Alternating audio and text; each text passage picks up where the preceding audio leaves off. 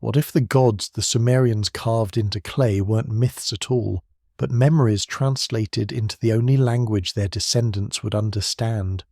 What if the Anunnaki, those enigmatic beings who appear again and again in the oldest written texts on Earth, were something the ancient scribes struggled to explain, something that defied the categories we use to separate history from legend?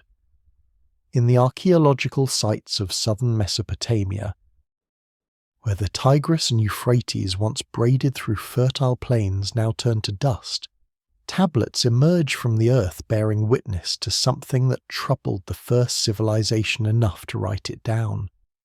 Not once, but thousands of times, across centuries, in text after text, the Anunnaki appear, described with a consistency that suggests the scribes weren't inventing stories, but preserving testimony about beings whose nature remains even now deliberately unclear. So before the story pulls you under, take a moment to like this video and hit subscribe, but only if you're drawn to histories that blur the line between myth and survival. And if you're still here, tell me in the comments where you're listening from and what time it is there. I want to imagine this ancient knowledge stretching across the world, connecting us all in the dark. The question isn't whether the Anunnaki existed in Sumerian belief. They're there, undeniably, in text after verified text. The question is what the Sumerians were actually trying to tell us about them, and why, when we finally learned to read their language again after 4,000 years of silence, what we found was so much stranger than the myths we thought we understood. The very first texts humanity produced weren't poetry, or proclamations of kings or love songs etched for eternity. They were administrative records, inventories of grain and livestock, transactions witnessed and sealed. But within just a few generations of writing's invention, something changed. The clay tablets excavated from Uruk and Eridu began to carry different marks, pressed with different urgency. Names appeared, the names of gods, and among those divine names, repeated with a frequency that suggests profound importance, were the Anunnaki, beings whose designation seems to have mattered immensely to the people recording them. Though what that designation actually meant remains a question, archaeologists are still carefully translating, tablet by tablet, in museum archives across the world. Imagine being the archaeologist who first holds one of these early tablets, the clay still bearing the fingerprints of the scribe who shaped it more than 5,000 years ago, the weight of it in your hand heavier than you'd expect, dense with the river silt that once flowed through southern Mesopotamia when the land was green and fertile. You can see where the reed stylus pressed into the wet surface, creating those distinctive wedge-shaped marks that give cuneiform its name. And there, among lists of barley measures and counted sheep, suddenly the text shifts. The handwriting changes, becomes more careful, more deliberate. Divine determinatives appear, the special marks scribes used to indicate they were writing the name of a god, showing reverence even in the act of record-keeping. The transition from pure accounting to theological documentation happened remarkably quickly. Within perhaps 2 or 3 centuries of writing's invention around 3200 BCE, the Sumerians were using their new technology not just to track economic transactions, but to preserve their understanding of the cosmos, their relationship with beings they considered vastly more powerful than themselves. And the Anunnaki appear early in this theological record, not as later additions or foreign imports, but as entities so fundamental to Sumerian cosmology that they needed to be written down, needed to be preserved, needed to be transmitted to future generations with the same care given to mathematical tables and legal precedents. What's striking is the consistency. Different cities, different scribal schools, different periods of Sumerian history, Yet the Anunnaki appear again and again, their name spelled the same way, their role described with recurring themes even when specific details vary. This isn't the pattern of myth that evolves wildly as it spreads, changing with each retelling. This is something else, something that suggests either a shared source the scribes were all drawing from, or a concept so central to their worldview that variations were deliberately minimized as if accuracy mattered. As if the scribes believed they were recording something too important to distort through poetic license or regional interpretation. The archaeological context matters here. These tablets weren't found in temples or sacred precincts exclusively. They emerged from administrative buildings, from what appear to be libraries or archives, from the ruins of scribble schools where students practiced their cuneiform on clay that was meant to be erased and reused but sometimes survived anyway, baked hard by fires that destroyed the buildings around them. The Anunnaki weren't confined to religious texts alone. They appeared in contexts that suggest they were considered part of the practical reality of Sumerian life, beings whose existence was as accepted as the existence of the king, or the river, or the harvest cycle, woven into the administrative and intellectual framework of civilization itself. And this is where the mystery deepens, because we can read their words now, we can sound out the syllables the scribes intended, but we're looking at them through 4 millennia of cultural distance, through the collapse of empires and the death of languages and the transformation of the entire region, from fertile floodplain to desert.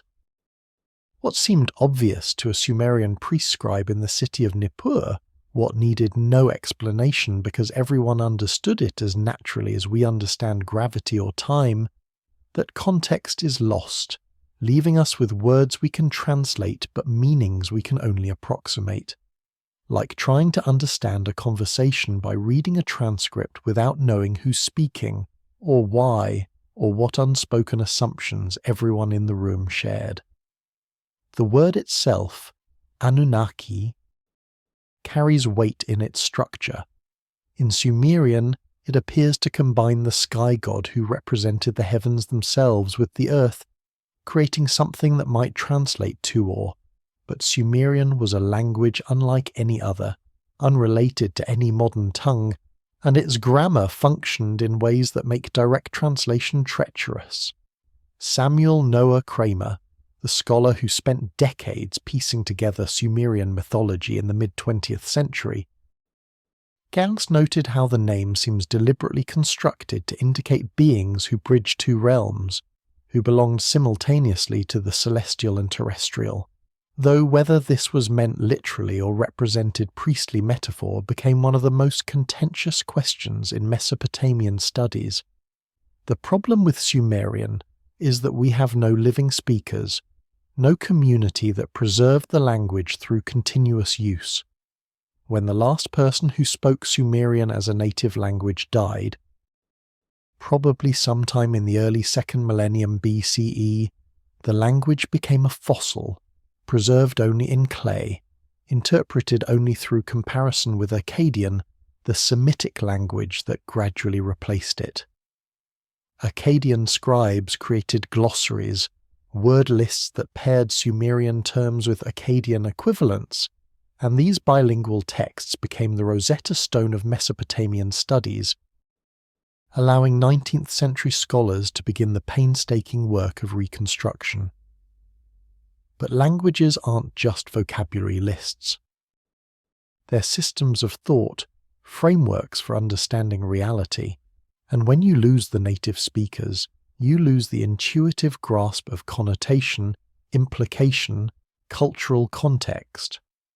The word quote for can be broken into its component parts, analysed grammatically, compared across texts to understand its usage patterns. But the full emotional and conceptual weight it carried for someone who heard it spoken in a temple courtyard while smoke rose from offering bowls and priests chanted in the pre-dawn darkness, that dimension is irretrievable. Kramer approached the problem with meticulous scholarship, spending years in the University of Pennsylvania Museum and other collections, piecing together fragments, cross-referencing versions of the same text found at different sites, building concordances that tracked every appearance of key terms across thousands of tablets. His work on Sumerian mythology in the 1940s and 50s essentially created the modern understanding of how these ancient people conceived of their gods. And what he found regarding the Anunnaki was complexity that resisted simple categorization. The name construction itself is revealing. Quote 5 or quote 6 represented the highest heaven, the unreachable vault of sky that arched over everything, impersonal and vast. Quote 7 meant earth, soil, the physical ground, but also the underworld, the realm beneath human feet where the dead eventually descended. Joining these concepts creates a word that might mean quote 8, but would also suggest beings who operated between those realms, who had access to both the celestial and the terrestrial, who weren't purely of one domain or the other. They were liminal beings, threshold dwellers, operating at the boundary between worlds. This liminality shows up repeatedly in how the texts describe them. They're not the highest gods, the great cosmic forces who create and destroy with thought alone, but they're also not mortal, not bound by human limitations. They occupy a middle space, exercising authority over humanity while serving the greater gods, powerful enough to judge the dead and influence fate, yet subordinate to beings like Anu and Enlil and Enki. The texts treat them as a collective more often than as individuals, though occasionally specific Anunnaki are named and given distinct roles, suggesting an organization, a structure, a hierarchy within their ranks that the scribes understood but rarely felt the need to explain in detail, because their audience already knew these distinctions, leaving us to piece together organizational charts from scattered references and contextual clues. And then you have the question of number. Some texts say 50 Anunnaki, others say 300. Still others focus on 7 who hold special authority as judges and determiners of fate. Whether these numbers are meant literally, as actual counts of distinct entities, or whether they're symbolic, representing completeness or organization or cosmological principles, remains actively debated among scholars who have devoted careers to understanding Mesopotamian religious thought. In 1872, a young British museum assistant named George Smith was cataloguing fragments of cuneiform tablets brought back from archaeological expeditions to Nineveh.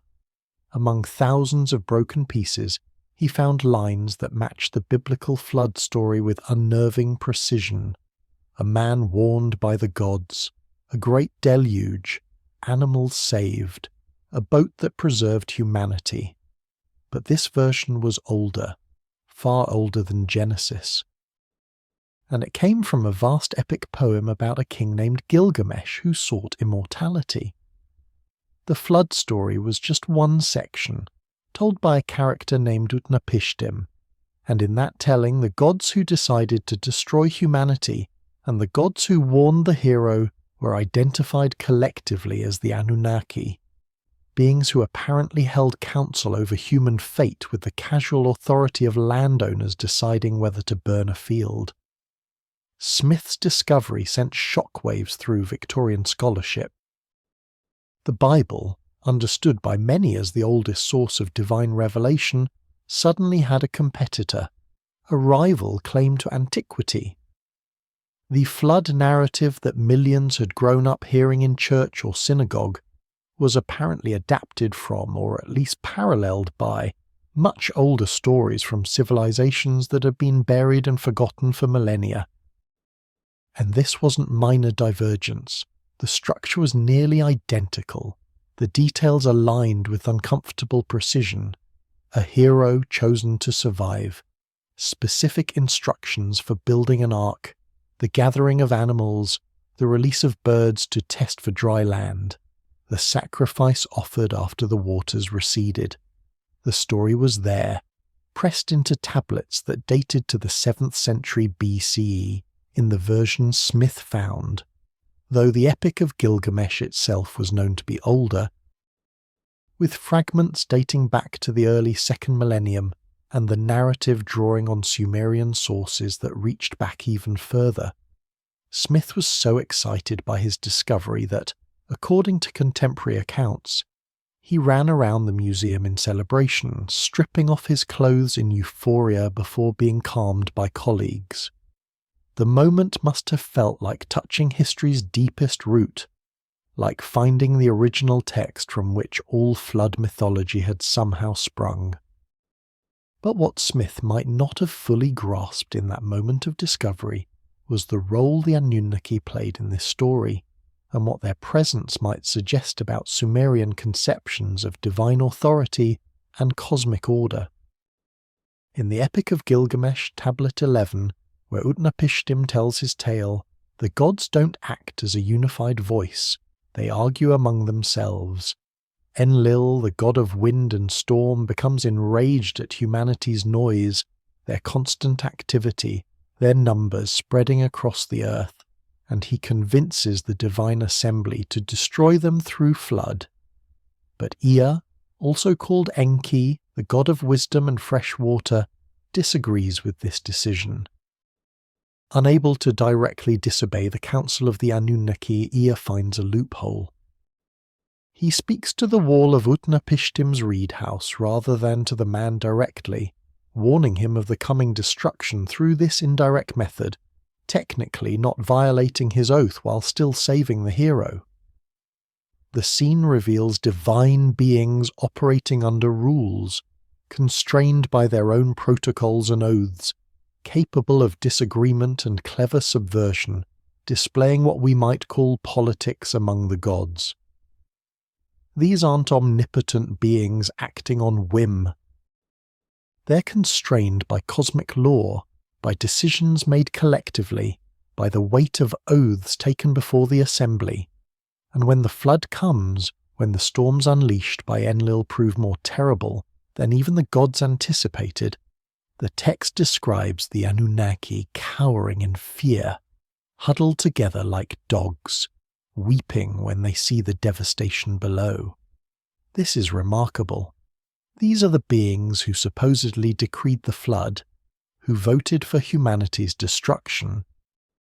And yet when confronted with the actual result, they're horrified, they grieve, they seem to regret the decision they made in anger or frustration or divine exhaustion.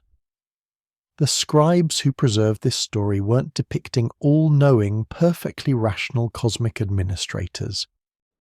They were describing beings capable of mistake, of emotional decision-making, of consequences they didn't fully anticipate, almost as if the story served as a kind of theological warning about the dangers of acting rashly, even when you possess enormous power. The complexity here, the psychological depth, suggests these texts were grappling with serious questions about authority, justice, and the nature of decision-making when consequences might be catastrophic and irreversible. And the Anunnaki sit at the centre of this drama, the council that must decide, the assembly that bears collective responsibility for choices that reshape the world. When Sir Leonard Woolley excavated the Royal Cemetery of Ur between 1922 and 1934, he found something that seemed to confirm the ancient texts described real practices, real beliefs held with terrifying conviction. In elaborate tombs beneath the desert, he discovered the remains of elaborate funeral processions, entire retinues of attendants dressed in ceremonial finery, lying in careful rows where they had apparently walked into the tomb chambers and accepted death to accompany their rulers into the afterlife. The cylinder seals and inscriptions in these tombs invoked the Anunnaki as judges of the dead. As beings who presided over the transition from the world above to the world below, and the fact that dozens of people had died willingly, perhaps drugged or perhaps simply convinced of the necessity, suggested a belief system of extraordinary power. Picture the excavation itself.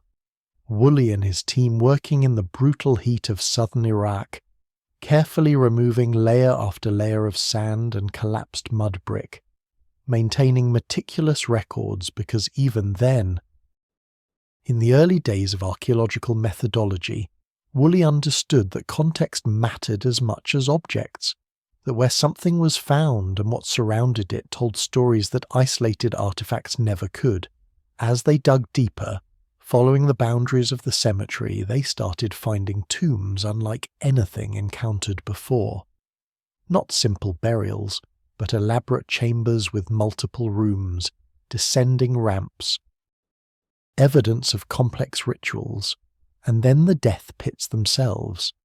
The first indication was the gleam of copper, weapons and tools arranged in patterns that suggested deliberate placement, then jewellery, headdresses of gold and lapis lazuli, carnelian beads still in the positions where they'd been worn, and then bones. Human remains in quantities that made it clear this wasn't warfare or violence, but something planned, something ritualistic, something that dozens of people had participated in knowing they wouldn't leave the tomb alive.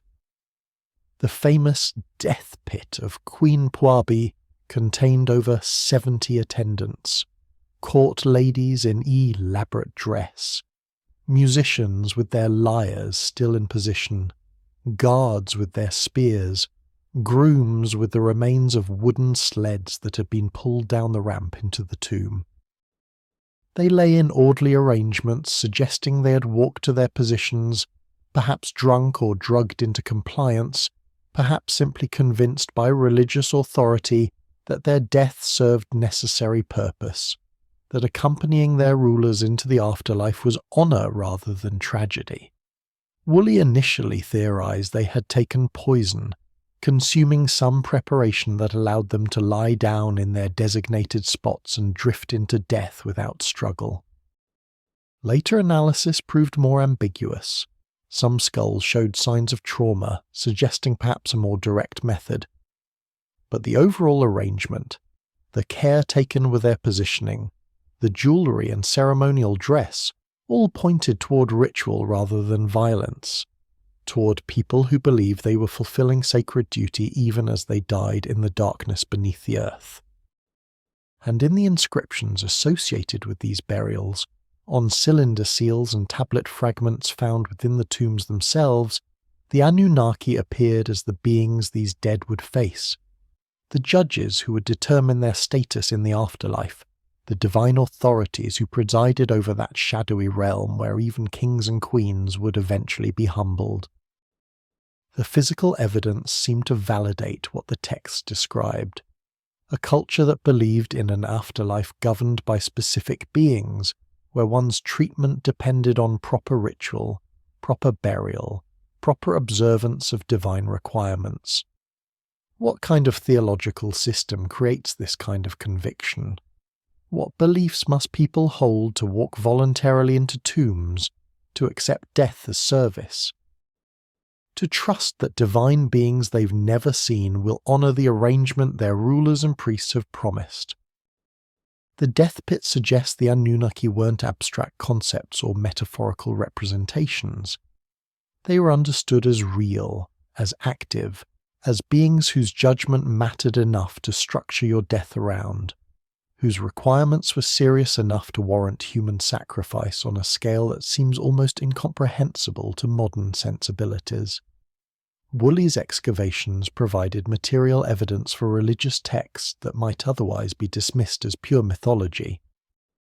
Here was proof that people lived and died according to beliefs in divine judges of the dead, that elaborate funerary customs existed to appease or navigate the requirements of the afterlife, that the Anunnaki occupied psychological space significant enough to justify extraordinary social and ritual arrangements.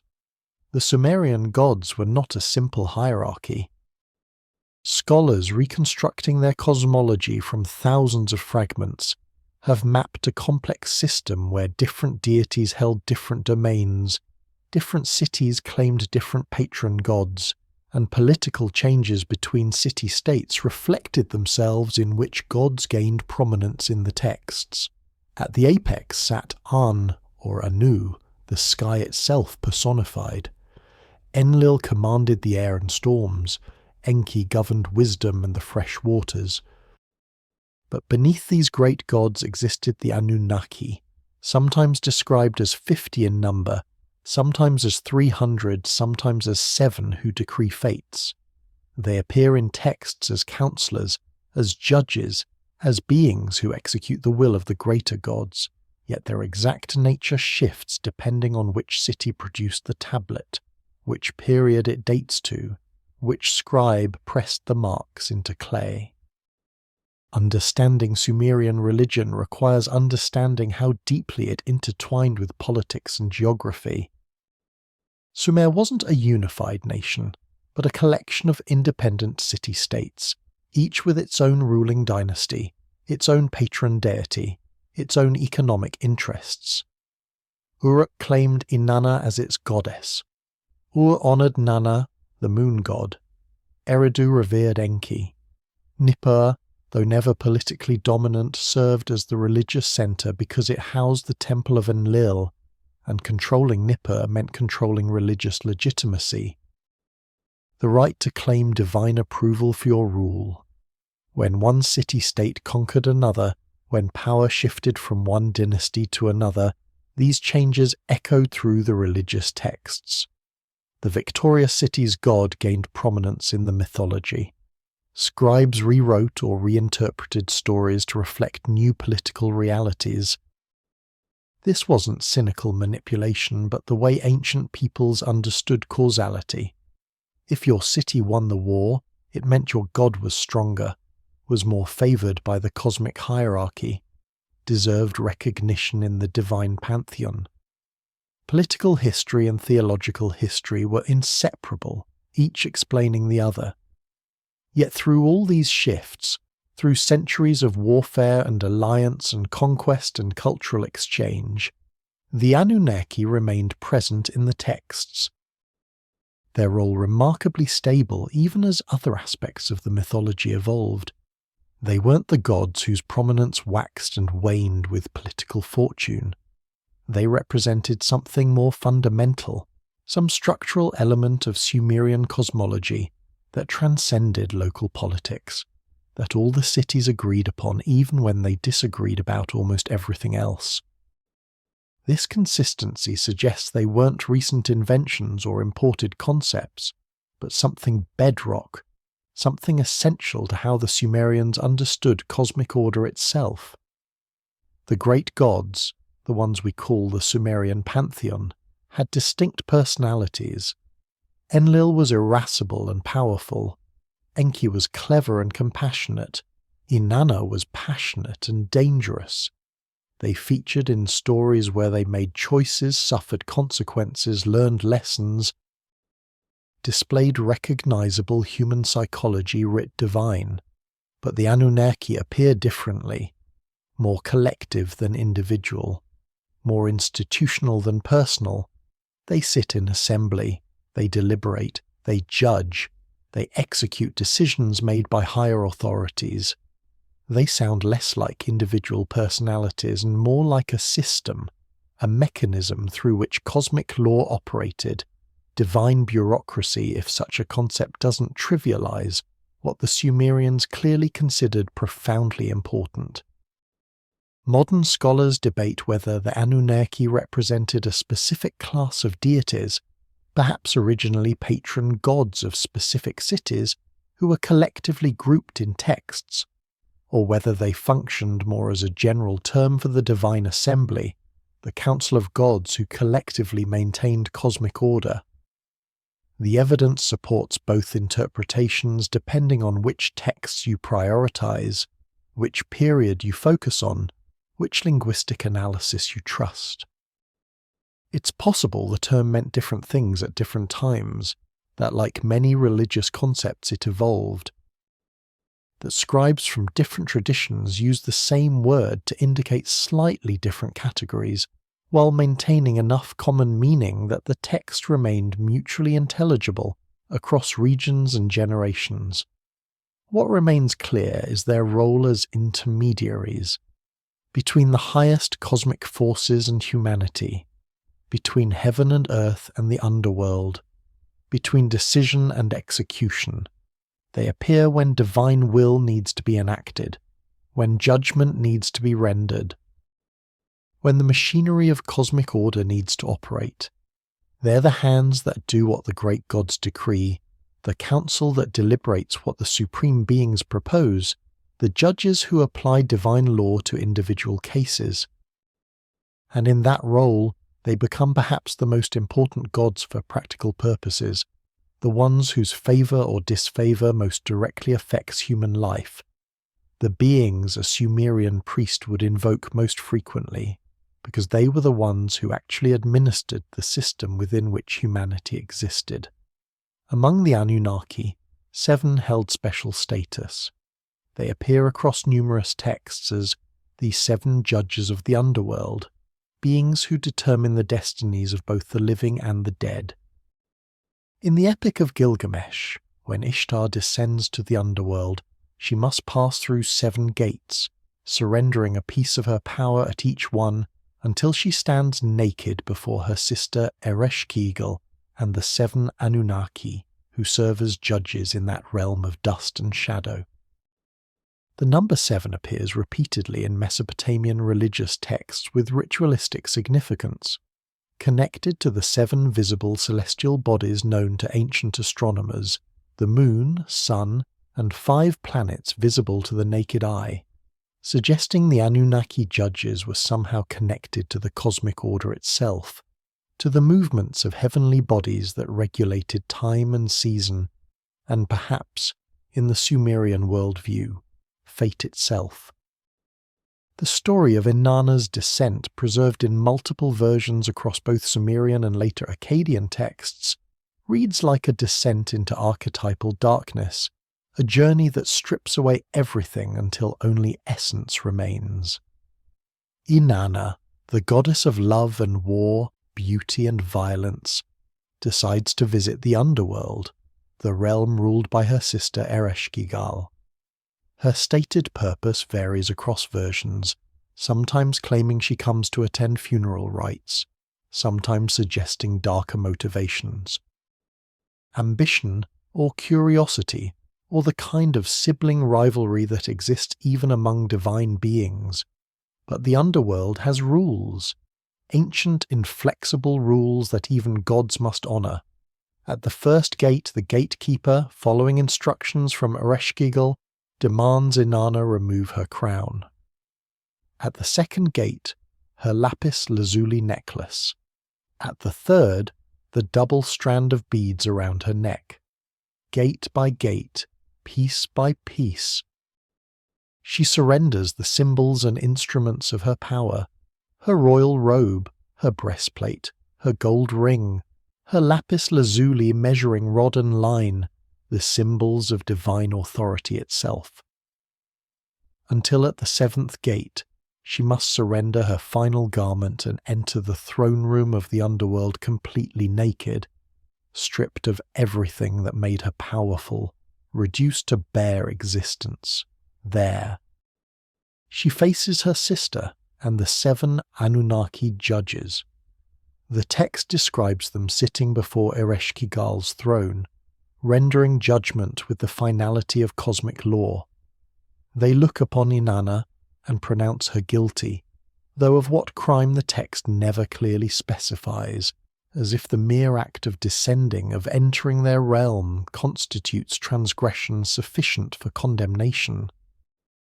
Ereshkigal strikes her dead with a word, and Inanna's corpse is hung on a hook, left to rot in the dust and darkness for 3 days and 3 nights. The number 7 wasn't arbitrary. It structured Mesopotamian cosmology in fundamental ways. 7 gates, 7 judges, 7 days and nights appearing in ritual texts, 7 planets wandering through the fixed stars of heaven. The Sumerians and their successors recognized 7 celestial bodies that moved against the background of the stars, the sun and moon, which they understood as divine beings in their own right, and the 5 planets visible to naked eye observation: Mercury, Venus, Mars, Jupiter, and Saturn. Each had its own cycle, its own pattern of movement, its own influence over the world below. These celestial bodies weren't merely astronomical phenomena to be tracked and predicted. They were manifestations of divine power, their movements reflecting cosmic order, their positions at significant moments determining fates and fortunes. The 7 Anunnaki judges seated in the underworld somehow mirrored or connected to these 7 celestial powers, creating a correspondence between heaven and the realm of the dead, between the lights that govern time above and the beings who judge souls below. This kind of cosmic symmetry appears throughout Mesopotamian religious thought. What happened in heaven reflected on earth. What occurred in the realm of death corresponded to patterns in the realm of life. The 7 judges weren't merely underworld deities. They represented a principle, a structure, the idea that judgment and fate operated according to regular patterns, predictable as the movements of planets, inevitable as the setting of the sun. You couldn't negotiate with planetary motion. You couldn't argue with the seasons. And you couldn't escape the judgment of the 7 because they represented order itself, the fundamental structure of how the cosmos operated. The Epic of Gilgamesh returns to these 7 judges in another context, during the flood narrative. When the deluge finally ends, when Utnapishtim offers sacrifice on the mountain peak where his boat has grounded, the gods smell the sweet savour and gather like flies around the offering. Having been deprived of human worship and sacrifice during the destruction, but Enlil is furious when he sees that humans survived, and it's in the assembly of the Anunnaki, with the 7 who decree fates present, that the question of humanity's continued existence is debated, where Ea defends his decision to save Utnapishtim, where cosmic law reasserts itself even over Enlil's rage. The 7 appear again in incantations, in medical texts where diseases are described as demons that must be expelled through the authority of divine judges, in boundary stones where curses invoke the 7 judges to punish anyone who disturbs property markers. They were invoked, called upon, their authority recognized across every domain of Mesopotamian life. They weren't abstract theological concepts confined to temples and scholarly debate. They were understood as active, as enforcers of cosmic order, as beings whose judgment mattered in practical, immediate, terrifying ways. And always, the connection to fate, to destiny, to the idea that some things are determined, written, unalterable. The tablets of destiny that appear in various myths, objects of immense power that bestow authority over fate itself, are associated with the divine assembly, with the Anunnaki as collective administrators of cosmic law. To control the tablets was to control fate. To serve as a judge among the 7 was to participate in the mechanism through which destiny was determined and enforced. The Sumerians lived within a worldview where freedom existed but within bounds, where choice mattered but outcomes were constrained by patterns larger than individual will, where the 7 judges of the Anunnaki represented the boundaries of possibility itself, the limits beyond which even gods couldn't transgress without facing consequences. The city of Eridu, considered by the Sumerians themselves as the oldest city, the place where kingship first descended from heaven, produced some of the most enigmatic creation texts. The Eridu Genesis, reconstructed from fragments discovered in the early 20th century, describes how the Anunnaki gods decided to create humanity to relieve them of labor.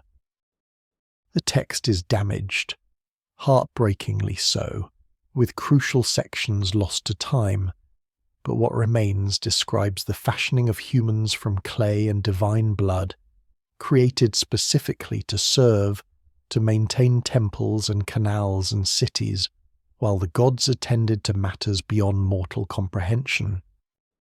This wasn't enslavement in the modern sense, but something the Sumerians seemed to view as the natural order, humanity shaped by divine hands for divine purpose, with the Anunnaki overseeing the process, though which specific Anunnaki and what their individual roles were remains partially obscured by those gaps in the tablet.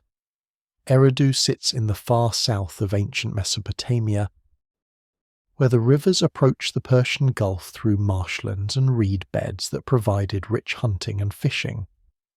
Archaeological excavations beginning in the 1940s revealed occupation layers stretching back to around 5200 BCE, making it one of the oldest permanent settlements in Mesopotamia, if not the world. The Sumerians themselves recognized this antiquity, placing Eridu first in their king list, the document that traced royal authority back to its divine origins, claiming that Gamgir's quote, Levensust, initially at Eridu before the flood came and afterwards at Kish. The creation text from Eridu survived only in fragmentary form, portions of the tablet so damaged that entire sections of narrative are lost, leaving tantalizing glimpses of a creation story that might have answered questions we now can only speculate about. What remains begins with descriptions of a time when cities didn't exist, when the marshland provided sustenance but humanity hadn't yet organized into civilization. The gods are described as laboring, performing tasks that the text suggests were beneath them, unsuitable for divine beings, though exactly what these tasks were and why the gods initially performed them themselves, the damaged sections don't clearly explain. Then comes the decision to create humanity. The text described a council of the Anunnaki, a gathering where the problem of divine labor is discussed and a solution proposed. Humanity will be fashioned to take over these tasks, to maintain the physical world, to tend the temples and dig the canals and cultivate the fields while the gods attend to cosmic matters. The creation process involves both clay, the physical substance of the earth, and divine blood, some essence of the gods mixed into the material to give it life and perhaps intelligence, the ability to understand instructions and perform complex tasks. The goddess Nintu, also called Ninhursag or Belit Eli depending on the text and period, appears as the primary creator, the divine midwife who shapes the clay and breathes life into it. But she acts on behalf of the Anunnaki Council, executing their decision, following their design. The text fragments describe her creating 7 males and 7 females, perfect symmetry, perhaps intended as the ancestors of all humanity, or perhaps as the first created batch that would then reproduce naturally to create the population needed to relieve the gods of labor. What's striking about this creation account is its matter-of-fact tone. There's no moral judgment implied in humanity's purpose as divine servants. The Sumerians who preserved this text seem to have viewed service to the gods as natural and appropriate, the reason for human existence, not a condition to resent, but a cosmic reality to accept and fulfill. Modern readers might bristle at the idea of being created specifically to labor for someone else, seeing it through the lens of colonialism and exploitation. But the Sumerian perspective appears different, viewing service to divine beings as conferring meaning and purpose, connecting human activity to cosmic order, making daily labor a form of worship and participation in maintaining the fundamental structure of reality. The text also emphasizes the care taken in humanity's creation, the mixing of divine essence with earthly clay. suggesting humans weren't merely tools but beings who carried something of the divine within them, who possessed intelligence and capability because they were formed partly from the blood of gods. This elevated humanity above pure animals while keeping them subordinate to divine beings, creating a hierarchy where humans occupied a middle position, higher than beasts but lower than gods, with obligations to both. Caretakers of the physical world and servants of the cosmic order. Eridu's special status in Sumerian tradition adds weight to this creation account. If kingship descended first at Eridu, if this was the oldest city, the original model for civilization itself, then creation stories from Eridu carried particular authority, were understood as preserving the most ancient traditions, the closest available testimony to how things actually began. And that testimony, in the fragments that survived, placed the Anunnaki at the center of human creation, describing them not as distant cosmic forces, but as beings directly involved in fashioning humanity, in deciding our purpose, in establishing the relationship between mortal and divine that would structure all subsequent history. The gaps in the tablet haunt every scholar who works with this text. What did the damaged section say? What details about the creation process? What conversations among the Anunnaki? What instructions given to Nintu? What initial interactions between newly created humans and their divine makers? All of this might have been preserved in the portions now lost, crumbled back to dust, leaving us with a story that raises more questions than it answers, that gestures toward a complete mythology we can now only partially glimpse through broken fragments. Another creation epic, the Atrahasis, preserved in old Babylonian copies from around 1700 BCE, but clearly based on much older Sumerian sources, provides more detail about why the Anunnaki needed human laborers. The text describes how the Anunnaki themselves once did the work, digging canals and maintaining the earth, laboring under the direction of the great gods, until after 40 years of exhausting toil, they rebelled. They burned their tools, marched on the palace of Enlil, and demanded relief. The solution was humanity, created by the goddess Nintu mixing clay with the blood and flesh of a slain god named We'ila, identified as one of the Anunnaki who possessed intelligence. The implication, carefully preserved in cuneiform, was that humans carried something of the divine within them, inherited from the sacrificed god whose essence was kneaded into the clay of our making. The Atrahasis epic survives in better condition than the Eridu Genesis, allowing for more complete reconstruction of the narrative. It begins with the division of the cosmos among the great gods. Anu takes the heaven, Enlil receives the earth, Enki gets the waters. But someone needs to do the actual work of maintaining creation, digging irrigation canals, dredging rivers, maintaining the infrastructure that makes civilization possible. This task falls to the Anunnaki, the lesser gods who serve the great cosmic powers. The text is specific about the burden. For 40 years the Anunnaki labor. They carry baskets of earth. They dig channels through heavy clay. They work by night and day, their exhaustion building, their resentment growing. This isn't metaphor or symbolic description. The text treats it as actual history, as something that happened before humanity existed, when gods themselves performed physical labor and discovered it was unbearable. Then comes the rebellion. The Anunnaki meet in secret. They decide they've had enough. They burn their tools, a symbolic act of refusal that any laborer across history would recognize, and they march on Enlil's dwelling, surrounding it at night, making their protest impossible to ignore. Enlil wakes to find his palace besieged by angry gods demanding relief. He summons Anu and Enki, and together the great gods deliberate on what to do. You can't force gods to labor if they refuse. You can't punish rebellion when the rebels might be in the right. A solution must be found. Enki proposes creation of a new being, something that can take over the physical labor while the Anunnaki return to more appropriate divine activities.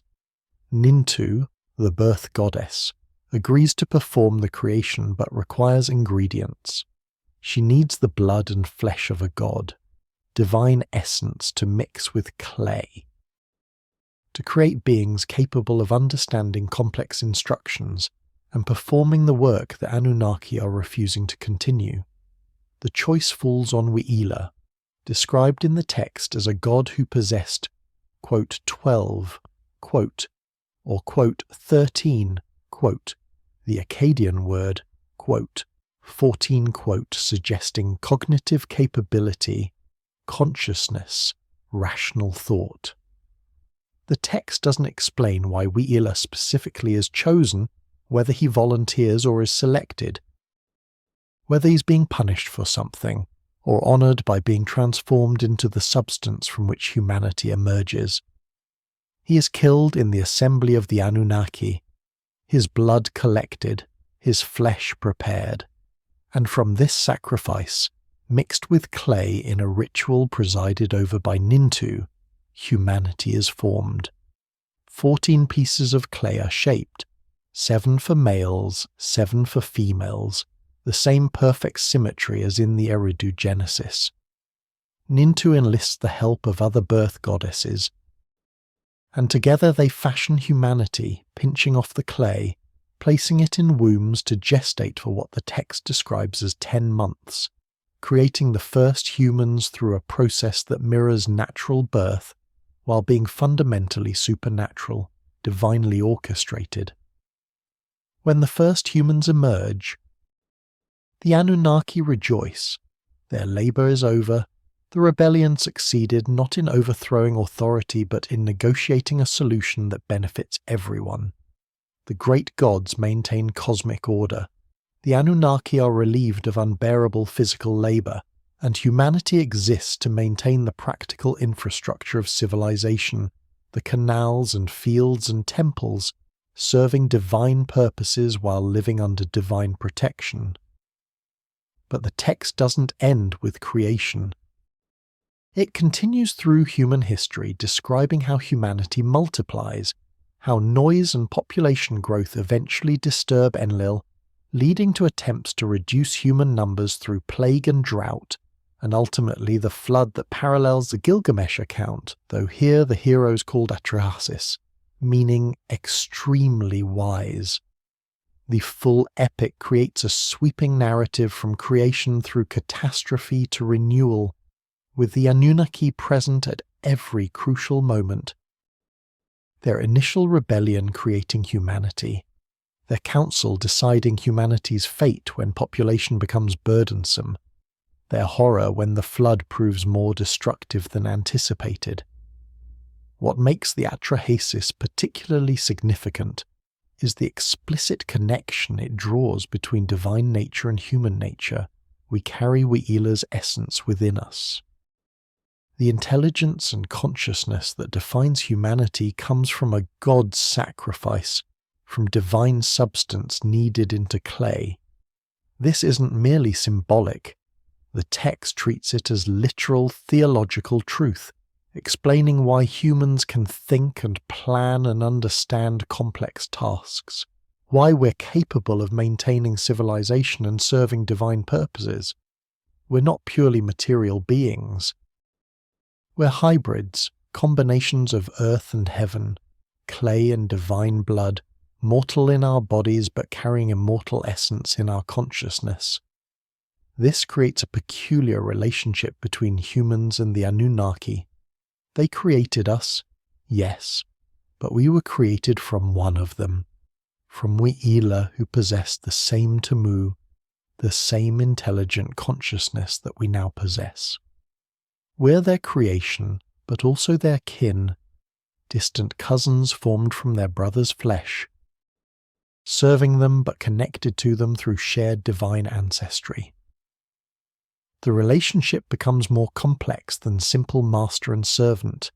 weighted with implications about obligation and kinship that the Sumerians seemed to take seriously, that informed how they understood their duties to the gods and what they could legitimately expect in return.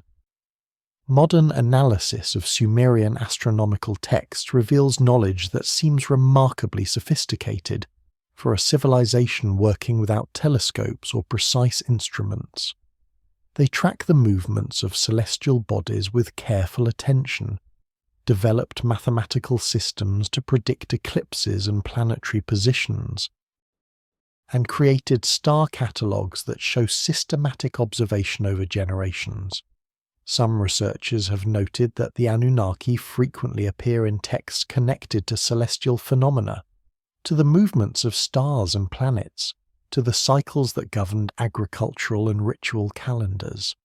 Whether this connection was purely religious symbolism, the gods associated with heavenly order, or whether the Sumerians were preserving older knowledge about beings who came from or were associated with the sky, remains one of the most debated questions in fringe archaeology, though mainstream scholars firmly interpret these references as mythological metaphor rather than literal description.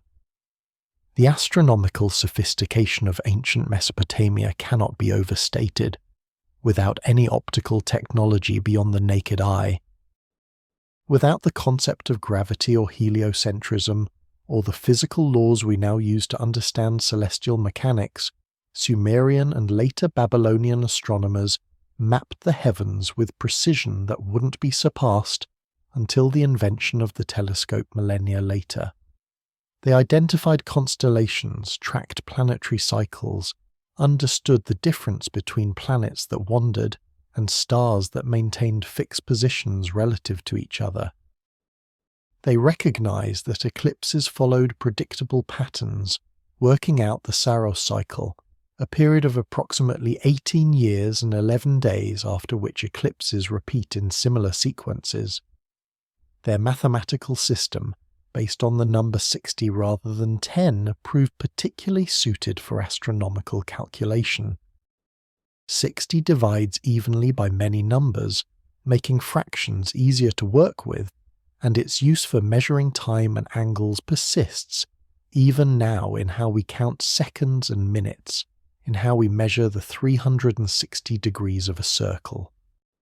The sexagesimal system wasn't arbitrary.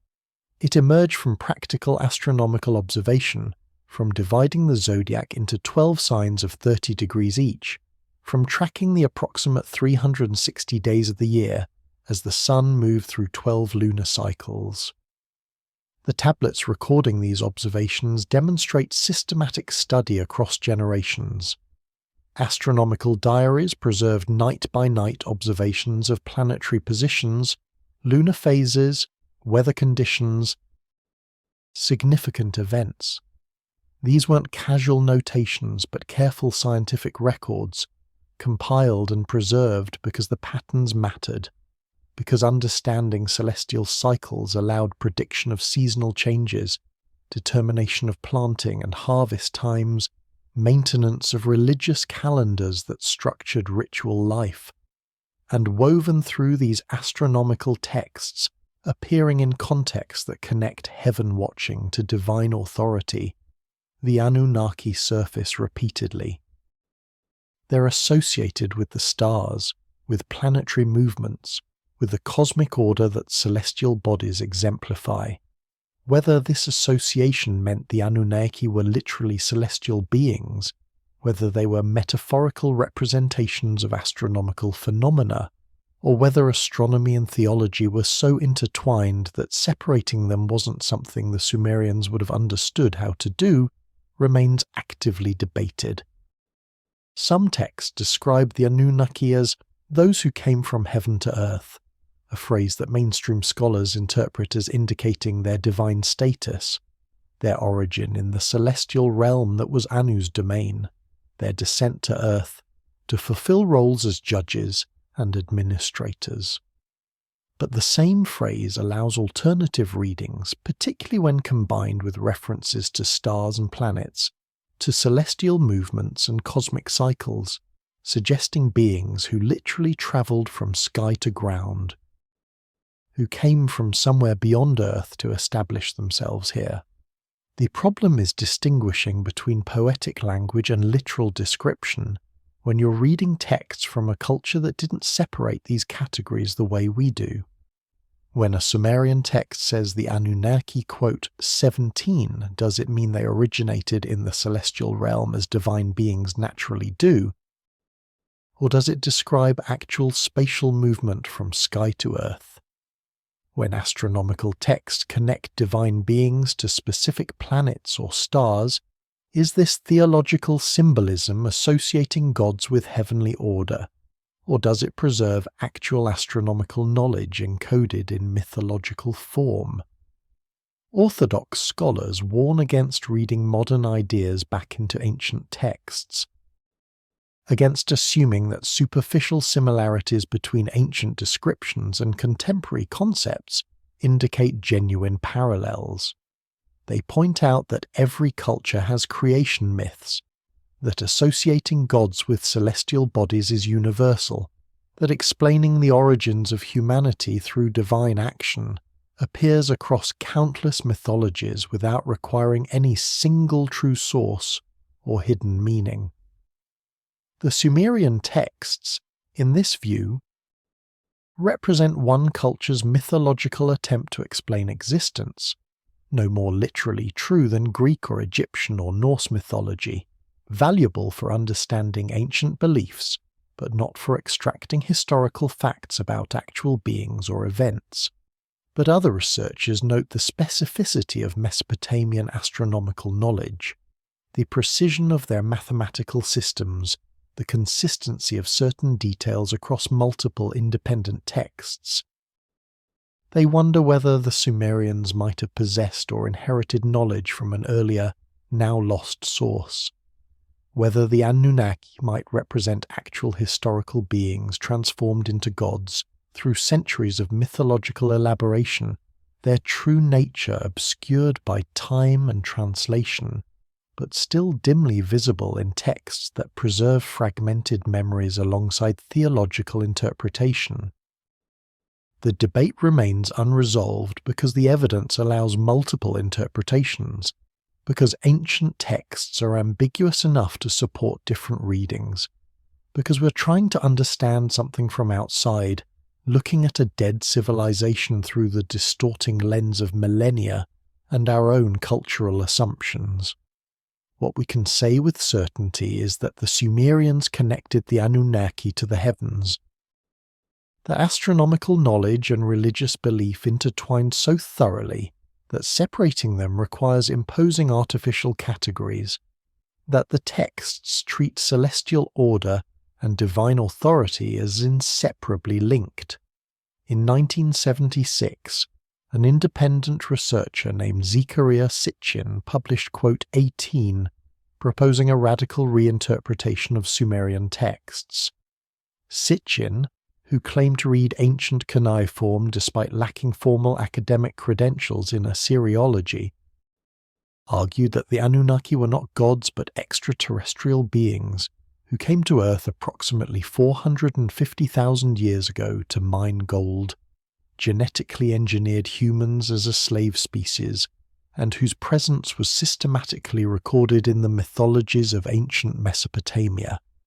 His books became bestsellers, capturing popular imagination and spawning entire genres of ancient astronaut theory. Academic Assyriologists responded with detailed refutations, pointing out numerous translation errors, misunderstandings of grammar, and selective reading of texts. Yet Sitchin's ideas persist in popular culture, making it now nearly impossible to research the Anunnaki without encountering his interpretation, which has coloured public perception of what these ancient texts actually say. Sitchin's impact on how the general public understands Sumerian mythology cannot be overstated. Before his work, the Anunnaki were obscure, known primarily to academics who specialized in ancient Near Eastern studies, occasionally mentioned in scholarly works but rarely appearing in popular consciousness. After Sitchin, they became synonymous with ancient astronaut theories, with claims of extraterrestrial intervention in human evolution, with elaborate narratives about gold mining operations and genetic engineering and planetary catastrophes. His central claim revolved around translation. Sitchin argued that mainstream scholars had misunderstood key Sumerian terms, that words translated as quote 19 should be read as references to physical beings from another world, that descriptions of divine activities were actually accounts of technological operations misunderstood by ancient peoples lacking scientific frameworks. The Anunnaki, in his interpretation, came from a planet he called Nibiru, which supposedly had a long, elliptical orbit bringing it into the inner solar system every 3,600 years. They needed gold to repair their planet's atmosphere, came to Earth to extract it, initially did the mining themselves, but eventually created humans through genetic engineering to take over the labour. This narrative drew on real Sumerian texts, particularly the creation epics describing humanity's formation to relieve the gods of labour, but it recontextualized them, replacing theological interpretation with what Sitchin presented as literal history.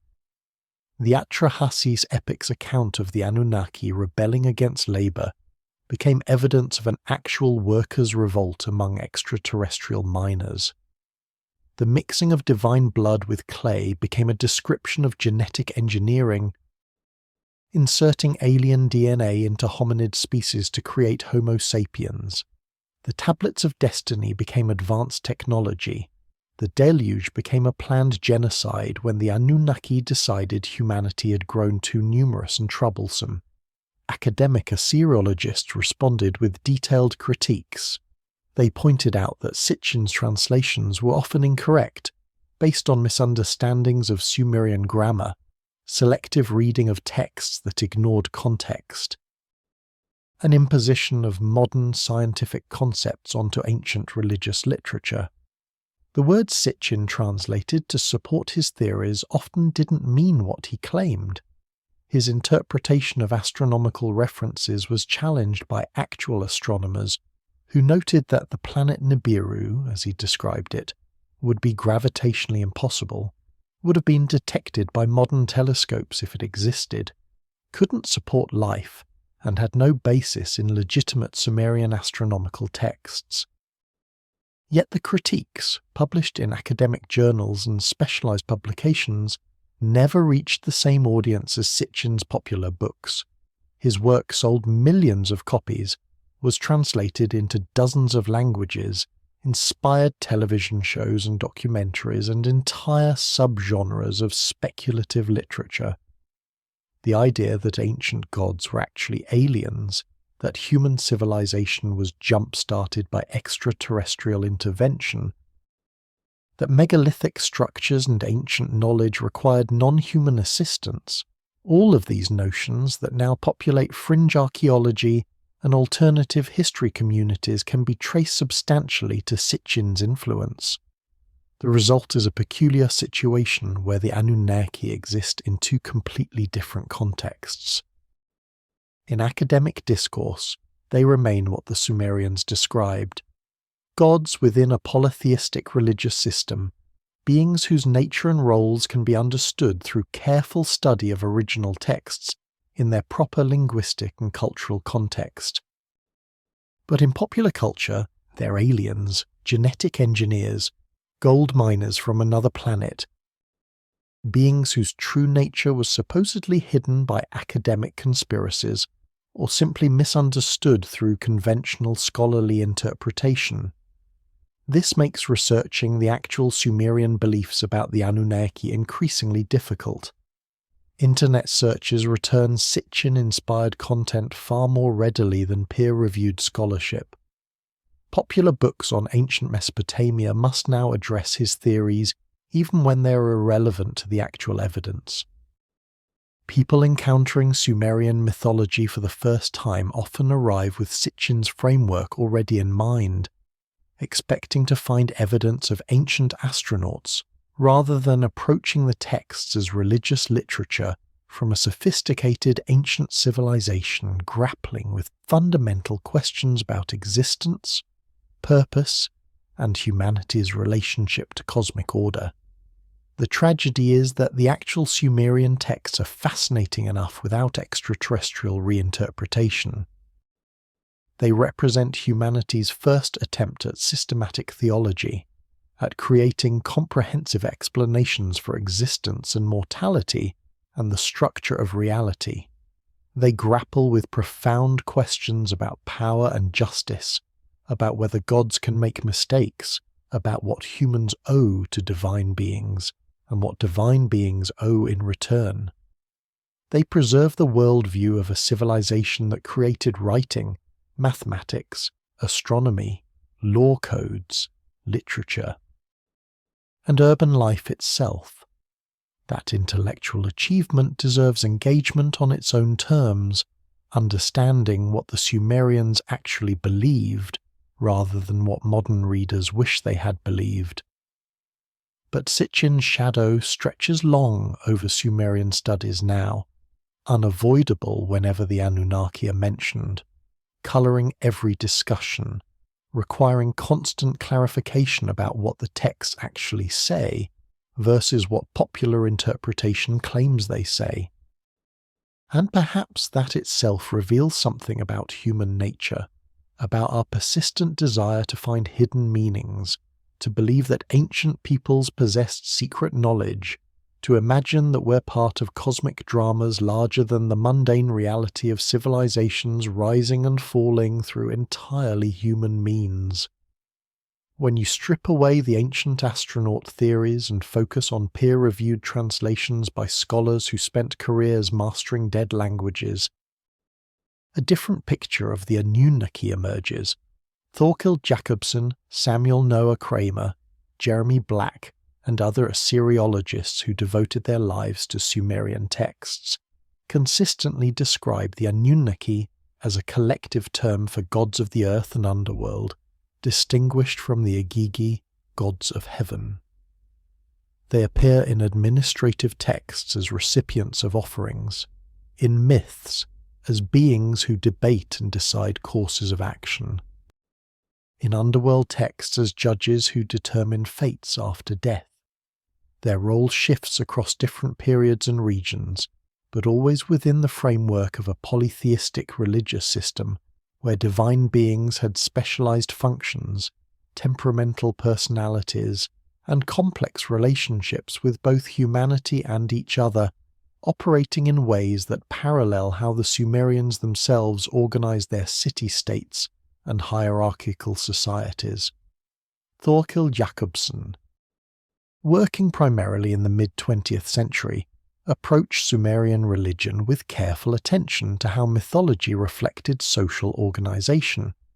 He noticed that the Sumerian pantheon wasn't random or arbitrary, but mirrored the political structure of Sumerian city-states themselves.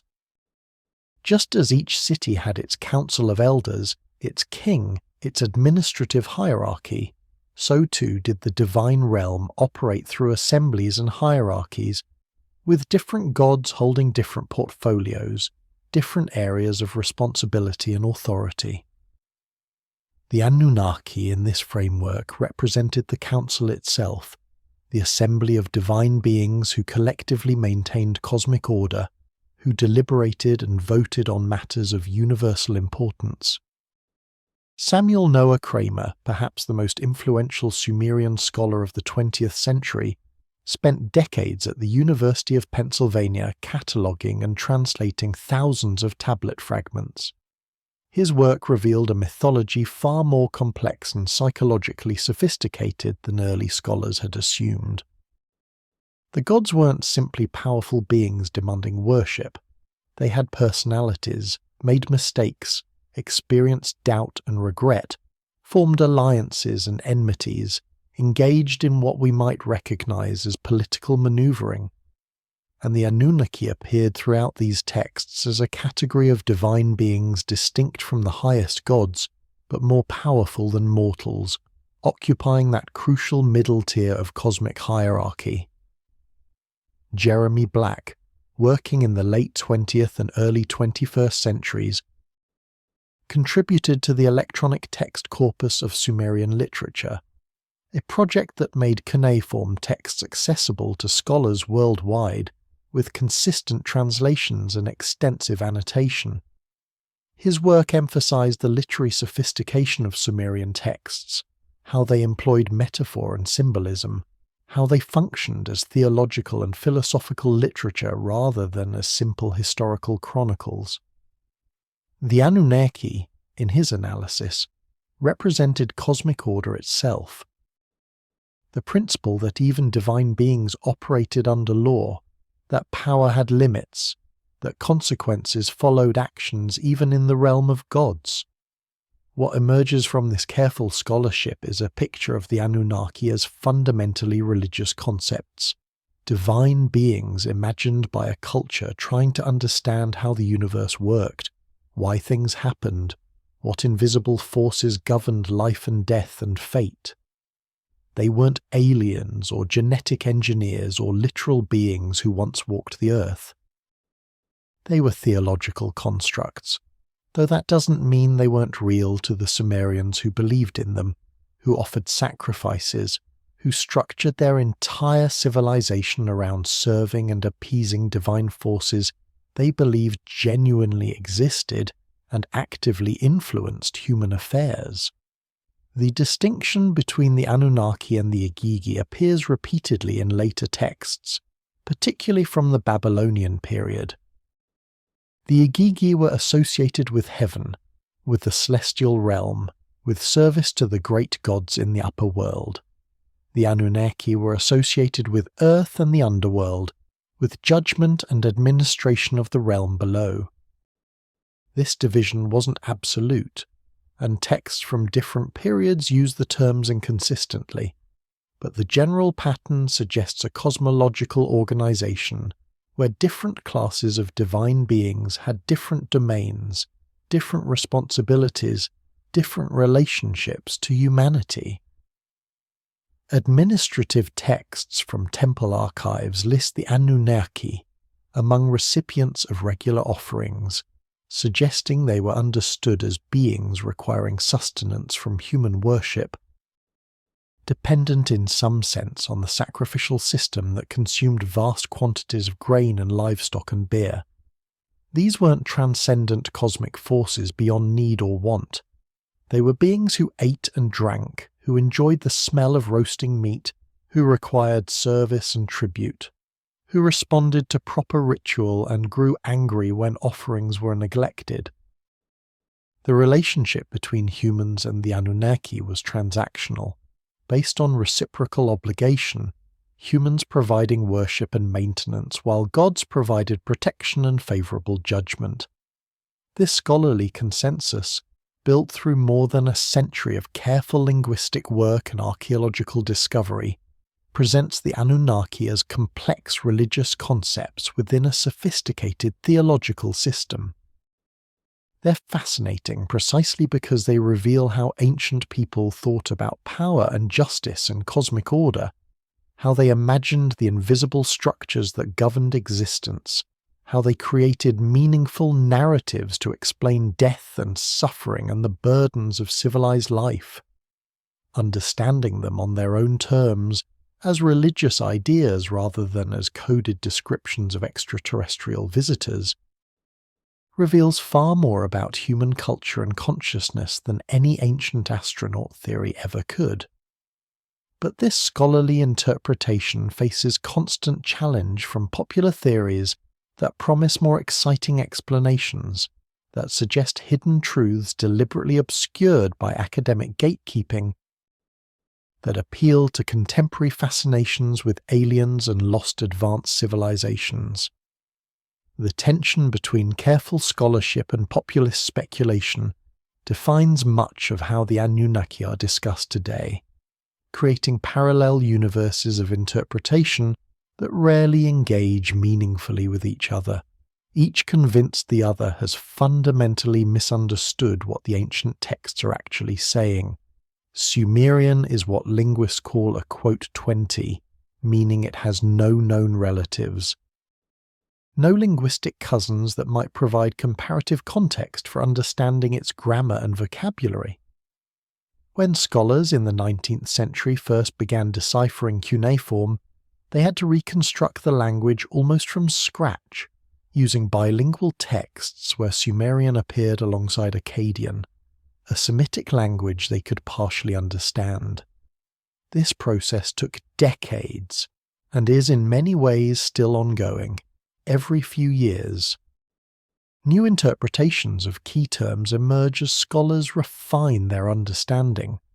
The word Rus quote 21 itself has been subject to multiple translation attempts, and while there's general consensus on its broad meaning, the precise nuances, the connotations it would have carried for an ancient Sumerian speaker, remain partially speculative, filtered through modern linguistic assumptions and 4,000 years of cultural distance. Imagine trying to learn a language where no native speakers exist to correct your pronunciation, where no living community preserves idioms and slang, and the subtle shades of meaning that make language more than just dictionary definitions. Every word must be reconstructed through comparison, through finding the same term in multiple contexts and inferring meaning from how it's used, through comparing with later languages that borrowed Sumerian terms, through painstaking analysis that's as much detective work as linguistics. The breakthrough came with bilingual texts, tablets created during the period when Sumerian was dying as a spoken language, but was maintained as a scholarly and religious language, rather like Latin in medieval Europe. Scribes created vocabularies listing Sumerian words alongside their Akkadian equivalents, creating a bridge that 19th century scholars could use to begin reconstructing the dead language. But translation is never simple, word-for-word substitution. Languages structure reality differently. They have different grammar, different ways of indicating time and causation, and relationship. What seems clear in Akkadian might correspond to multiple possible interpretations in Sumerian. Take the word Anunnaki itself. The components seem clear enough. An or Anu, referencing the sky god. Na, as a possessive or relationship marker. Ki, meaning earth. But how exactly do these elements combine? Does it mean offspring of An and Ki, suggesting literal parentage? Does it mean those who belong to heaven and earth, indicating their dual nature or jurisdiction? Does it reference their origin in heaven but their current dwelling on earth? Different scholars have proposed different solutions, and while there's general agreement that the term indicates beings associated with both celestial and terrestrial realms, the exact theological implications remain somewhat ambiguous. This ambiguity isn't unique to Anunnaki. Virtually every significant religious term in Sumerian carries similar uncertainty. The names of gods often have meanings that seem clear grammatically, but whose full theological implications are lost. Ritual terms appear in contexts that suggest technical meanings we can only approximate. Mythological passages use language that might be literal description, poetic metaphor, or something in between that doesn't map neatly onto modern categories. Part of the problem is that Sumerian grammar works differently from languages most people are familiar with. It's agglutinative, meaning it builds words by stringing together smaller meaningful units in ways that can create long compound words whose English translation requires entire phrases. It marks relationships between words differently than Indo-European languages, using suffixes where we'd use prepositions, creating ambiguities about whether particular word combinations are single complex words or separate words in relationship. Even basic sentence structure can be unclear, with word order more flexible than in English, leaving scholars to infer subjects and objects from context rather than position. And then there's the cuneiform writing system itself, which adds another layer of complexity. Cuneiform signs can represent sounds, syllables, whole words, or semantic categories depending on context. The same sign might be read different ways in different words. Special determinatives, signs that indicate categories like God, or city, or wood, help readers know how to interpret what follows, but these determinatives weren't always used consistently, and their presence or absence sometimes creates scholarly disputes about whether a particular word is divine or mortal, metaphorical or literal. Every translation from Sumerian is therefore provisional, subject to revision as new texts emerge or new interpretations gain acceptance. What seemed clearly to mean one thing in earlier scholarship might be reinterpreted by later scholars with deeper understanding of grammar or broader context from newly discovered texts. The major lexicons and dictionaries of Sumerian are regularly updated, with revised entries reflecting current scholarly consensus while acknowledging ongoing debates about particularly difficult terms. This means that when we talk about what the Sumerians believed about the Anunnaki, we're building on a foundation of linguistic reconstruction that's impressive in its sophistication, but inherently uncertain in its details. We can be confident about broad patterns, about general meanings, about the overall framework of Sumerian mythology. But the specific nuances, the exact theological distinctions the Sumerians would have understood automatically, the connotations and implications that would have been obvious to native speakers, those dimensions are partially inaccessible, lost in the gap between the dead language pressed into clay and the modern scholars trying to resurrect meaning from silent marks. This linguistic uncertainty provides opening for alternative interpreters to propose radical rereadings. To claim that mainstream scholars have mistranslated key passages, that different word choices would reveal hidden meanings. It's a legitimate concern that translation always involves interpretation, that scholarly consensus might sometimes be wrong, that new evidence or approaches could overturn established understanding. But it's equally true that the scholars who spend careers mastering Sumerian grammar, who read thousands of texts in the original cuneiform, who engage with the full complexity of the linguistic evidence, are far more likely to produce accurate translations than enthusiastic amateurs working from translated word lists and selective reading of texts. The challenge is explaining this nuance to general audiences, conveying both the impressive accomplishment of reconstructing a dead language and the inherent uncertainties that remain, the confidence we can have about general meanings alongside the humility appropriate when claiming to know exactly what ancient scribes intended by particular word choices in particular contexts.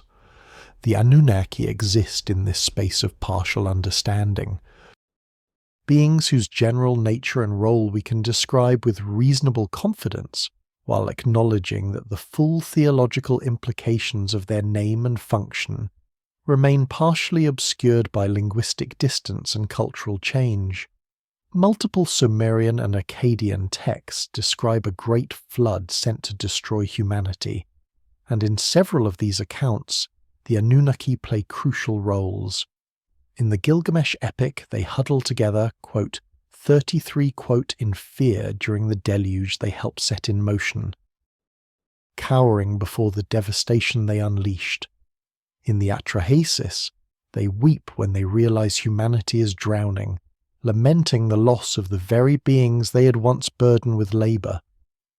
These moments of divine vulnerability, where powerful beings experience regret and terror at consequences spiraling beyond control, add psychological complexity to the texts that pure myth might not contain.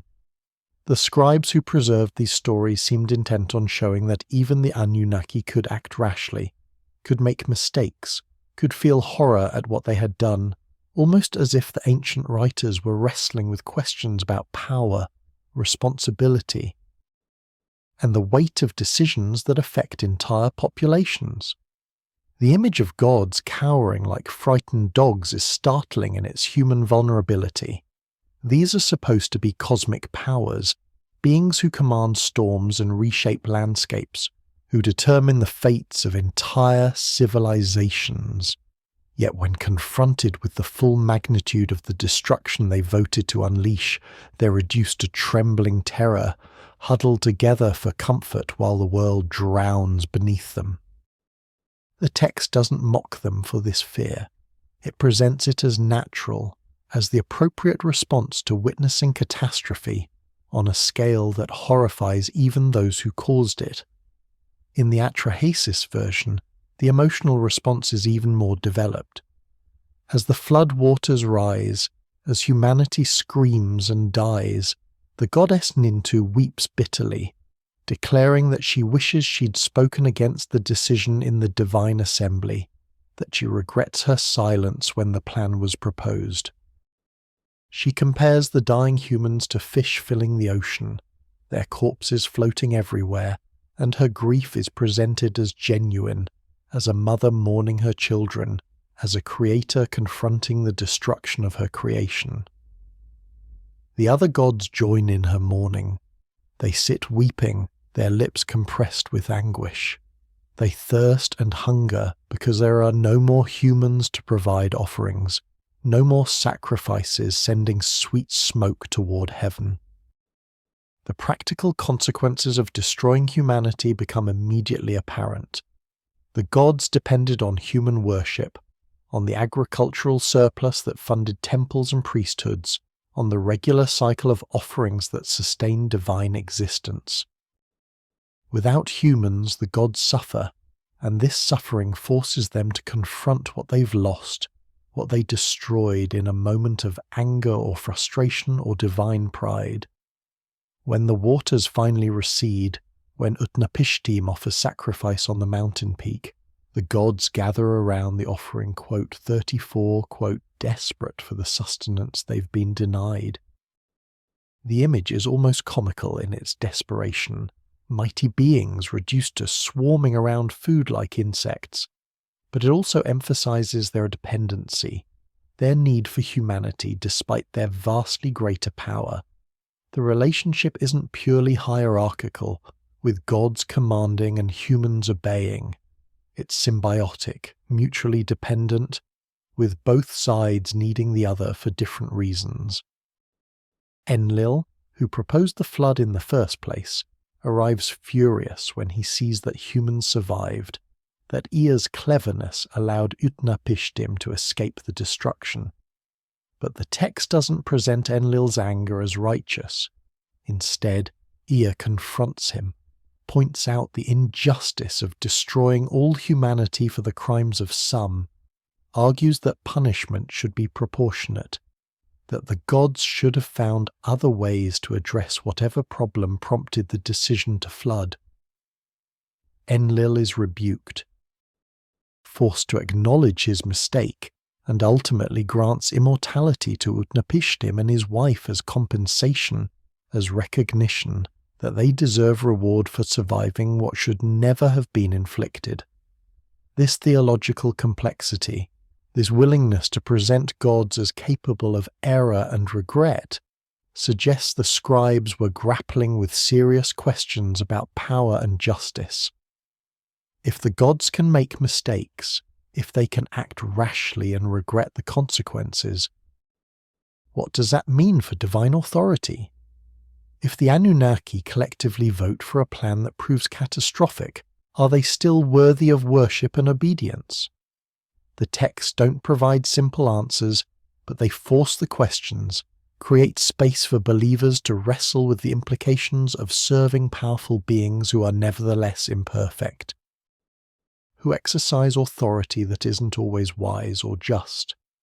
Some scholars interpret these divine regret passages as preserving memory of actual catastrophic floods that devastated Mesopotamia, perhaps the gradual sea level rise as ice ages ended, perhaps massive river floods that destroyed settlements and traumatized populations.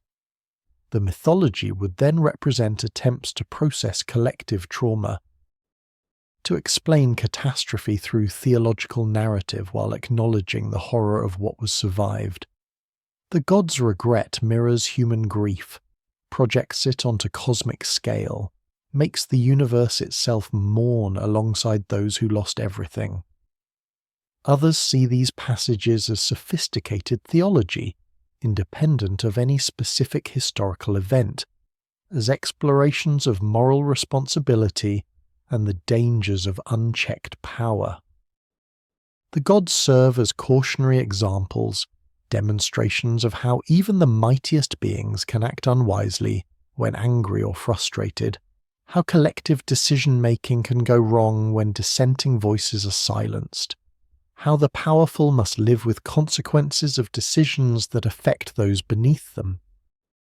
The Anunnaki's fear and grief humanize them while simultaneously warning human rulers and assemblies to consider carefully before taking actions that cannot be undone. What's clear is that these weren't simple cautionary tales for children or primitive attempts to explain natural disasters. They were complex literary works grappling with questions of power, responsibility, regret, and the relationship between the powerful and the vulnerable. The Anunnaki's role in these narratives, their collective guilt and individual expressions of horror, suggest the Sumerians understood that authority brings responsibility, that decisions made by assemblies and councils have moral weight, that even divine beings must confront the consequences of their choices. These themes resonate across millennia precisely because they address permanent features of power and its exercise, questions that remain relevant wherever beings with authority make decisions affecting those without it. The story of Inanna's descent to the underworld provides one of the most detailed accounts of the Anunnaki's role as judges. When the goddess of love and war decides to visit the realm of her sister Ereshkigal, she must pass through 7 gates, surrendering her divine regalia piece by piece until she arrives naked and powerless before the throne of the underworld. There, the 7 Anunnaki judges pass judgment upon her, and she is killed, her corpse hung on a hook for 3 days and 3 nights until she is rescued through the cleverness of Enki. The text presents the Anunnaki judges as beings who enforce cosmic law without mercy, even against other gods, suggesting they represent something like universal order, rules that even the divine must follow, boundaries that maintain the structure of reality itself, though whether the Sumerians understood this as metaphor for natural law or as literal divine bureaucracy remains open to interpretation. Inanna's descent reads like a systematic stripping away of identity and power, a journey into absolute vulnerability. She begins as the goddess of love, war, and the morning star, one of the most powerful and complex deities in the Sumerian pantheon. She wears the symbols of her authority: crown, necklaces, breastplate, measuring rod and line, royal garments. Each item represents not just decoration but actual power, divine authority made tangible. The tools through which she exercises her cosmic role. At each gate of the underworld, the gatekeeper demands she surrender 1 item. This isn't robbery or violence, but law, the rules of the underworld that even gods must obey. You cannot enter the realm of death while still clothed in the power of life. You cannot pass through these gates while maintaining divine authority. The descent requires progressive submission, acknowledgement that the rules of the upper world don't apply here, that different authority governs this shadowed realm. By the 7th gate, Inanna has nothing left. She enters the throne room of the underworld completely naked, stripped of every symbol and source of power, as vulnerable as any mortal soul making this final journey. And there sit the 7 Anunnaki judges, arranged before Ereshkigal's throne. representatives of cosmic law in its most absolute form. They look upon Inanna and pronounce judgment, their words carrying the weight of inevitability, of consequences that cannot be avoided or appealed. What crime has Inanna committed? The text never clearly specifies. Some interpretations suggest the mere act of descending constitutes transgression, that violating the boundary between life and death, between the upper world and the lower realm, automatically incurs penalty. Others propose Inanna has challenged Ereshkigal's authority by entering her domain, that this represents cosmic rebellion requiring punishment. Still others see the judgment as impersonal, not punishment for specific crime, but enforcement of universal law that states what happens to those who enter the land of no return. Ereshkigal kills Inanna with a word or a look, and her corpse is hung on a hook, left to decay in the dust and darkness of the underworld. For 3 days and 3 nights, one of the most powerful goddesses in existence hangs dead, reduced to rotting meat, her divine essence trapped in the realm of shadow while the upper world suffers her absence.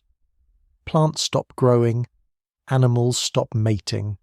The fertility she embodied ceases to function, demonstrating how interconnected the cosmos is, how the fate of one divine being affects all of existence. Only Enki's cleverness saves her. He creates beings from the dirt beneath his fingernails, creatures neither living nor dead, able to navigate the underworld's boundaries because they don't quite fit its categories. These beings descend, find Ereshkigal in pain from childbirth, offer her sympathy and comfort, and in gratitude she grants them a boon. They ask for Inanna's corpse. The request is granted.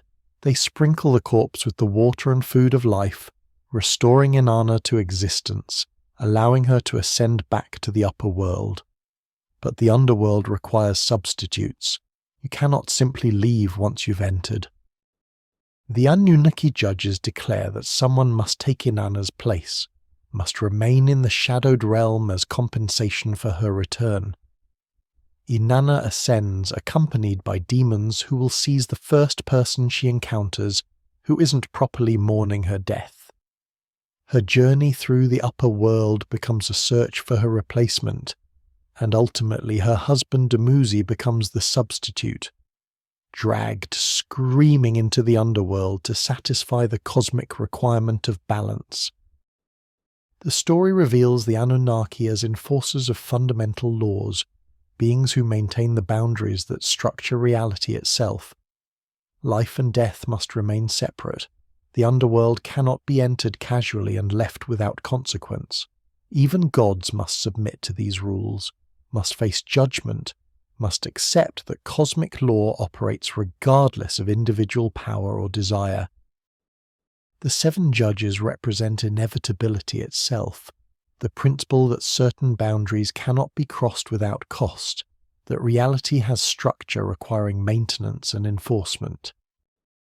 Whether the Sumerians understood this literally, as actual divine beings sitting in judgment, or whether they recognized it as sophisticated metaphor for natural law, for the inevitability of death, and the boundaries that maintain cosmic order, probably varies among different believers, different time periods, different levels of theological sophistication. The text supports both readings, can be understood as describing actual events in divine realms, or as exploring profound truths about existence through narrative and symbol. What's remarkable is the sophistication of the theology. The Anunnaki aren't arbitrary or capricious. They don't judge based on whim or favoritism. They enforce law, apply consistent principles, maintain order even when it means condemning a powerful goddess to death. This suggests a worldview where justice operates according to rules, where even divine beings are subject to cosmic law, where power doesn't exempt anyone from consequences. It's a vision of order that's both comforting suggesting the universe operates predictably according to principles, and terrifying, suggesting no one escapes judgment. No one stands above the law that the Anunnaki enforce with absolute impartiality. Modern archaeology and genetics have given us increasingly clear pictures of how Homo sapiens evolved in Africa and migrated across the planet over tens of thousands of years. We can trace our ancestry through DNA, map ancient population movements, and identify when different human species interbred. Yet the Sumerian creation text describes something quite different. Humanity fashioned deliberately, shaped from clay and blood, created in a moment of divine decision rather than emerging gradually through evolutionary processes spanning millions of years. This disconnect between scientific evidence and ancient testimony creates cognitive dissonance that people resolve in different ways.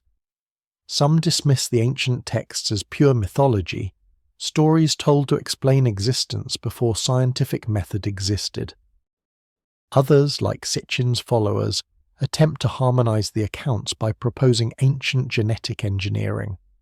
Most scholars occupy a middle ground, viewing these creation myths as revealing how ancient peoples understood their relationship to the divine, to the earth, and to the cosmic order. Without expecting literal historical accuracy from texts that served primarily religious and philosophical functions. The scientific evidence for human evolution is overwhelming and continues to accumulate.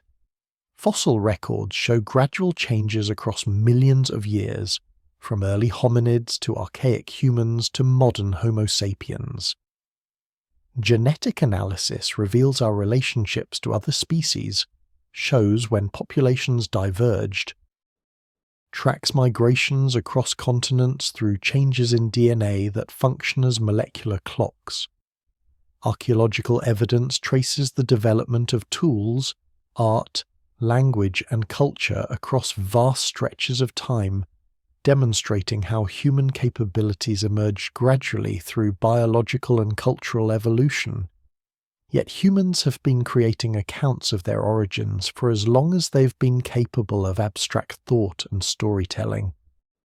Every culture has creation myths, narratives that explain where people came from, why they exist, what their purpose is. These myths serve functions that pure scientific description cannot.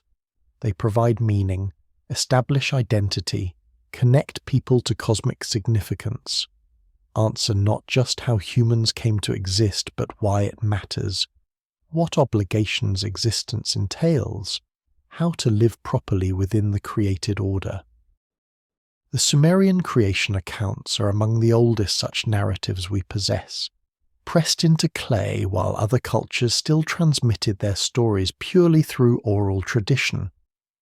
They describe humanity created deliberately by the Anunnaki gods, fashioned from clay mixed with divine blood, shaped for specific purpose as maintainers of civilization while gods attended to cosmic matters. This isn't evolution through natural selection across millions of years. It's intentional design, creation in a moment, being shaped to specification for predetermined function. The fundamental incompatibility between evolutionary science and divine creation narratives has generated controversy across multiple religious traditions, not just in discussions of Sumerian mythology. Some respond by rejecting science in favor of literal interpretation of ancient texts, arguing that modern methods are flawed, or that evidence is misinterpreted, or that scientific consensus represents conspiracy against religious truth. This approach requires dismissing vast amounts of converging evidence from multiple independent fields, maintaining that fossil records, genetic data, and archaeological findings are all somehow mistaken or deliberately falsified. Others take the opposite approach, dismissing ancient texts as primitive superstition, as attempts to explain natural phenomena before scientific method existed, as culturally interesting but factually worthless for understanding actual human origins. This view treats creation myths as purely fictional, interesting as windows into ancient beliefs, but not as testimony, deserving serious consideration, as stories we've outgrown rather than narratives that might contain genuine wisdom, even if not literal truth. The middle position, adopted by many scholars and thoughtful believers, recognizes that ancient creation myths served different purposes than modern scientific descriptions. They weren't attempting to provide mechanistic accounts of biological processes. They were exploring questions of meaning, purpose, relationship to divine forces, proper human behavior, cosmic order, and humanity's place within that order. These are legitimate philosophical and theological questions that science doesn't directly address, that require narrative and metaphor and symbol to explore adequately. From this perspective, the Sumerian creation accounts reveal how a sophisticated ancient civilization understood human purpose and relationship to cosmic forces. The creation from clay and divine blood wasn't meant as biology textbook material, but as theological statement. Humans are hybrid beings, combining earthly material with divine essence, occupying a middle position between pure matter and pure spirit, shaped for service but carrying within them something of the gods themselves. This theological anthropology addresses questions science cannot. Why consciousness exists, what obligations consciousness entails, how humans should relate to forces greater than themselves.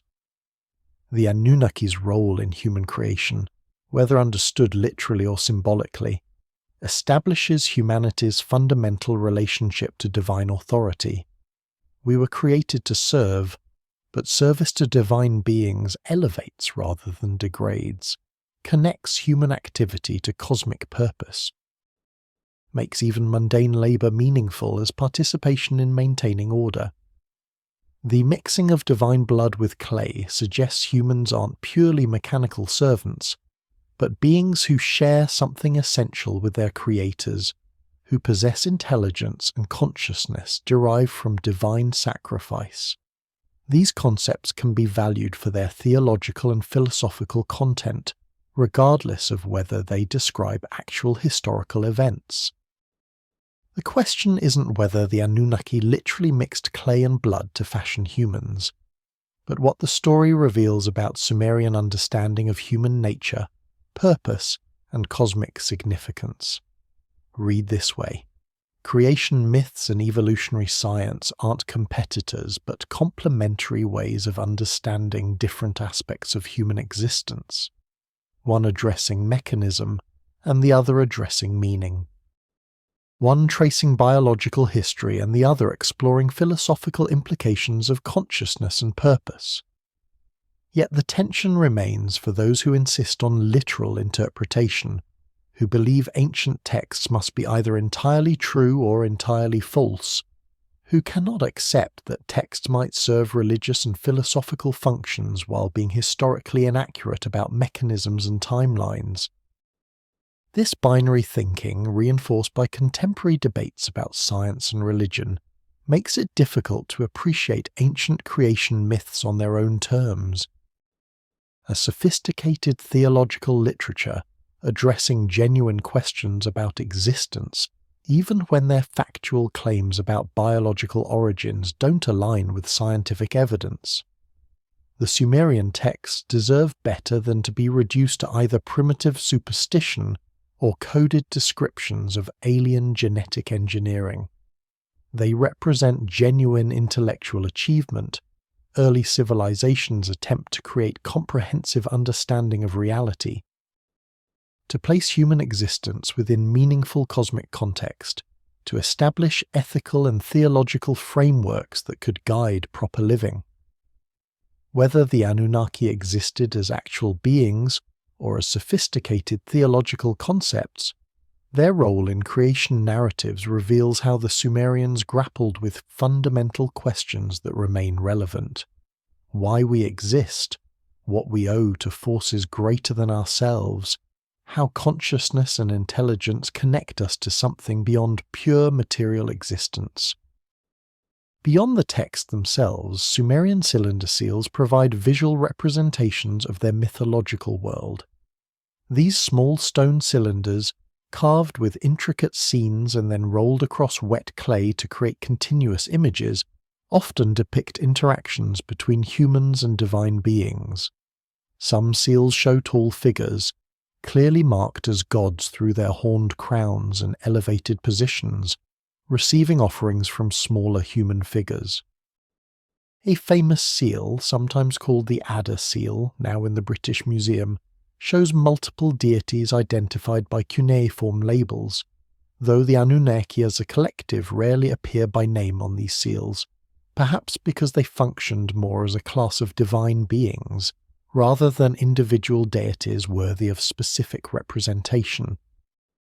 The visual language of these seals reveals how the Sumerians conceived of the relationship between human and divine, always hierarchical, always transactional, with humanity in the position of servants attending to the needs and desires of beings whose scale and power dwarfed mortal comprehension. The cylinder seals themselves are remarkable objects, small enough to fit in your palm, rarely more than a few inches long and an inch or two in diameter, yet carved with extraordinary detail. Imagine the craftsman who created them, working with primitive tools to incise images into hard stone, lapis lazuli or serpentine or hematite, cutting lines so fine that when rolled across clay, they would produce clear, recognizable figures and scenes. These weren't mass-produced trinkets, but carefully crafted objects that served both practical and religious functions, used to mark ownership and witness contracts, while simultaneously displaying the owner's piety and connection to divine authority. The scenes they depict are windows into Sumerian cosmology made visual. Gods are immediately identifiable through their horned crowns, elaborate headdresses that no mortal would wear, markers of divine status as clear as halos in Christian art. They are depicted as larger than humans, not merely taller but scaled to indicate their greater significance, their cosmic importance. When humans appear in these scenes, they're smaller, often shown in postures of submission or service, bringing offerings of food and drink, animals for sacrifice, gestures of worship and supplication. The Adder seal, dating to around 2300 BCE, provides one of the most detailed examples of Sumerian religious iconography. It shows multiple gods identified by cuneiform inscriptions, Ishtar with her characteristic weapons rising from her shoulders, Shamash the sun god with rays emanating from his form, Enki with streams of water flowing from his shoulders, representing the fresh waters he governs, and Ea's servant Usmu, identifiable by his two-faced appearance allowing him to see in all directions. Behind them mountains rise in stylized representation, suggesting the scene occurs in divine realms beyond ordinary geography, in sacred space where gods gather and cosmic matters are decided. What's striking about cylinder seal imagery is how consistently it portrays divine human hierarchy. There are no scenes of casual friendship between mortals and gods, no depictions of equals meeting as peers. Always the relationship is structured, formalized, mediated through ritual and offering and proper observance of cosmic order. Humans approach gods bearing gifts, standing in positions that communicate respect and subordination, participating in a relationship understood as fundamentally unequal yet mutually beneficial, humans providing worship and service, while gods provide protection and favorable judgment. The Anunnaki's absence from most cylinder seals as named individuals is telling. Unlike major gods like Enlil or Inanna, who appear repeatedly with clear iconographic markers, the Anunnaki seem to function more as a collective concept, a category of divine beings rather than individual personalities worthy of specific depiction. When seals show assemblies or councils of gods, when they depict multiple divine figures gathered for some purpose, perhaps these scenes indirectly represent the Anunnaki as a group, but without clear labels we can only speculate.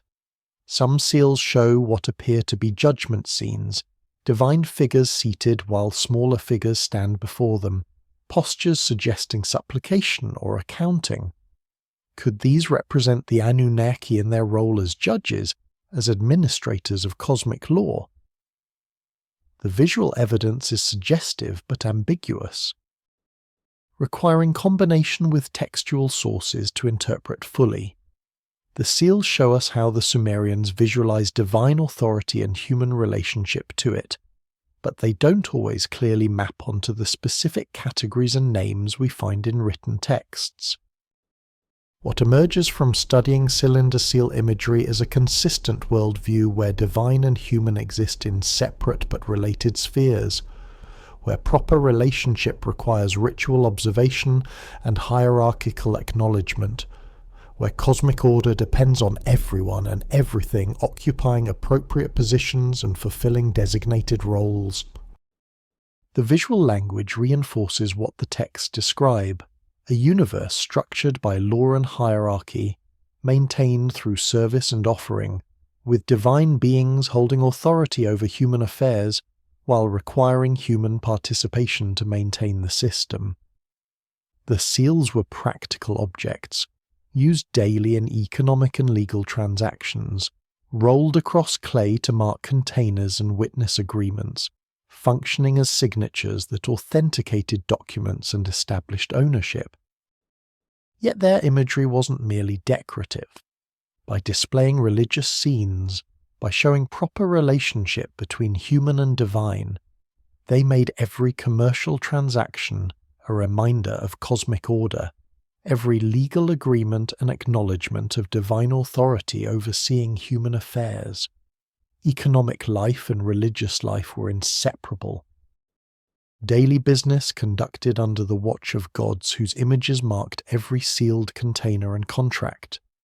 Thousands of these seals survive in museum collections worldwide, each one a unique artifact preserving not just artistic skill, but theological worldview, showing us how ancient peoples visualized forces they believed governed existence itself.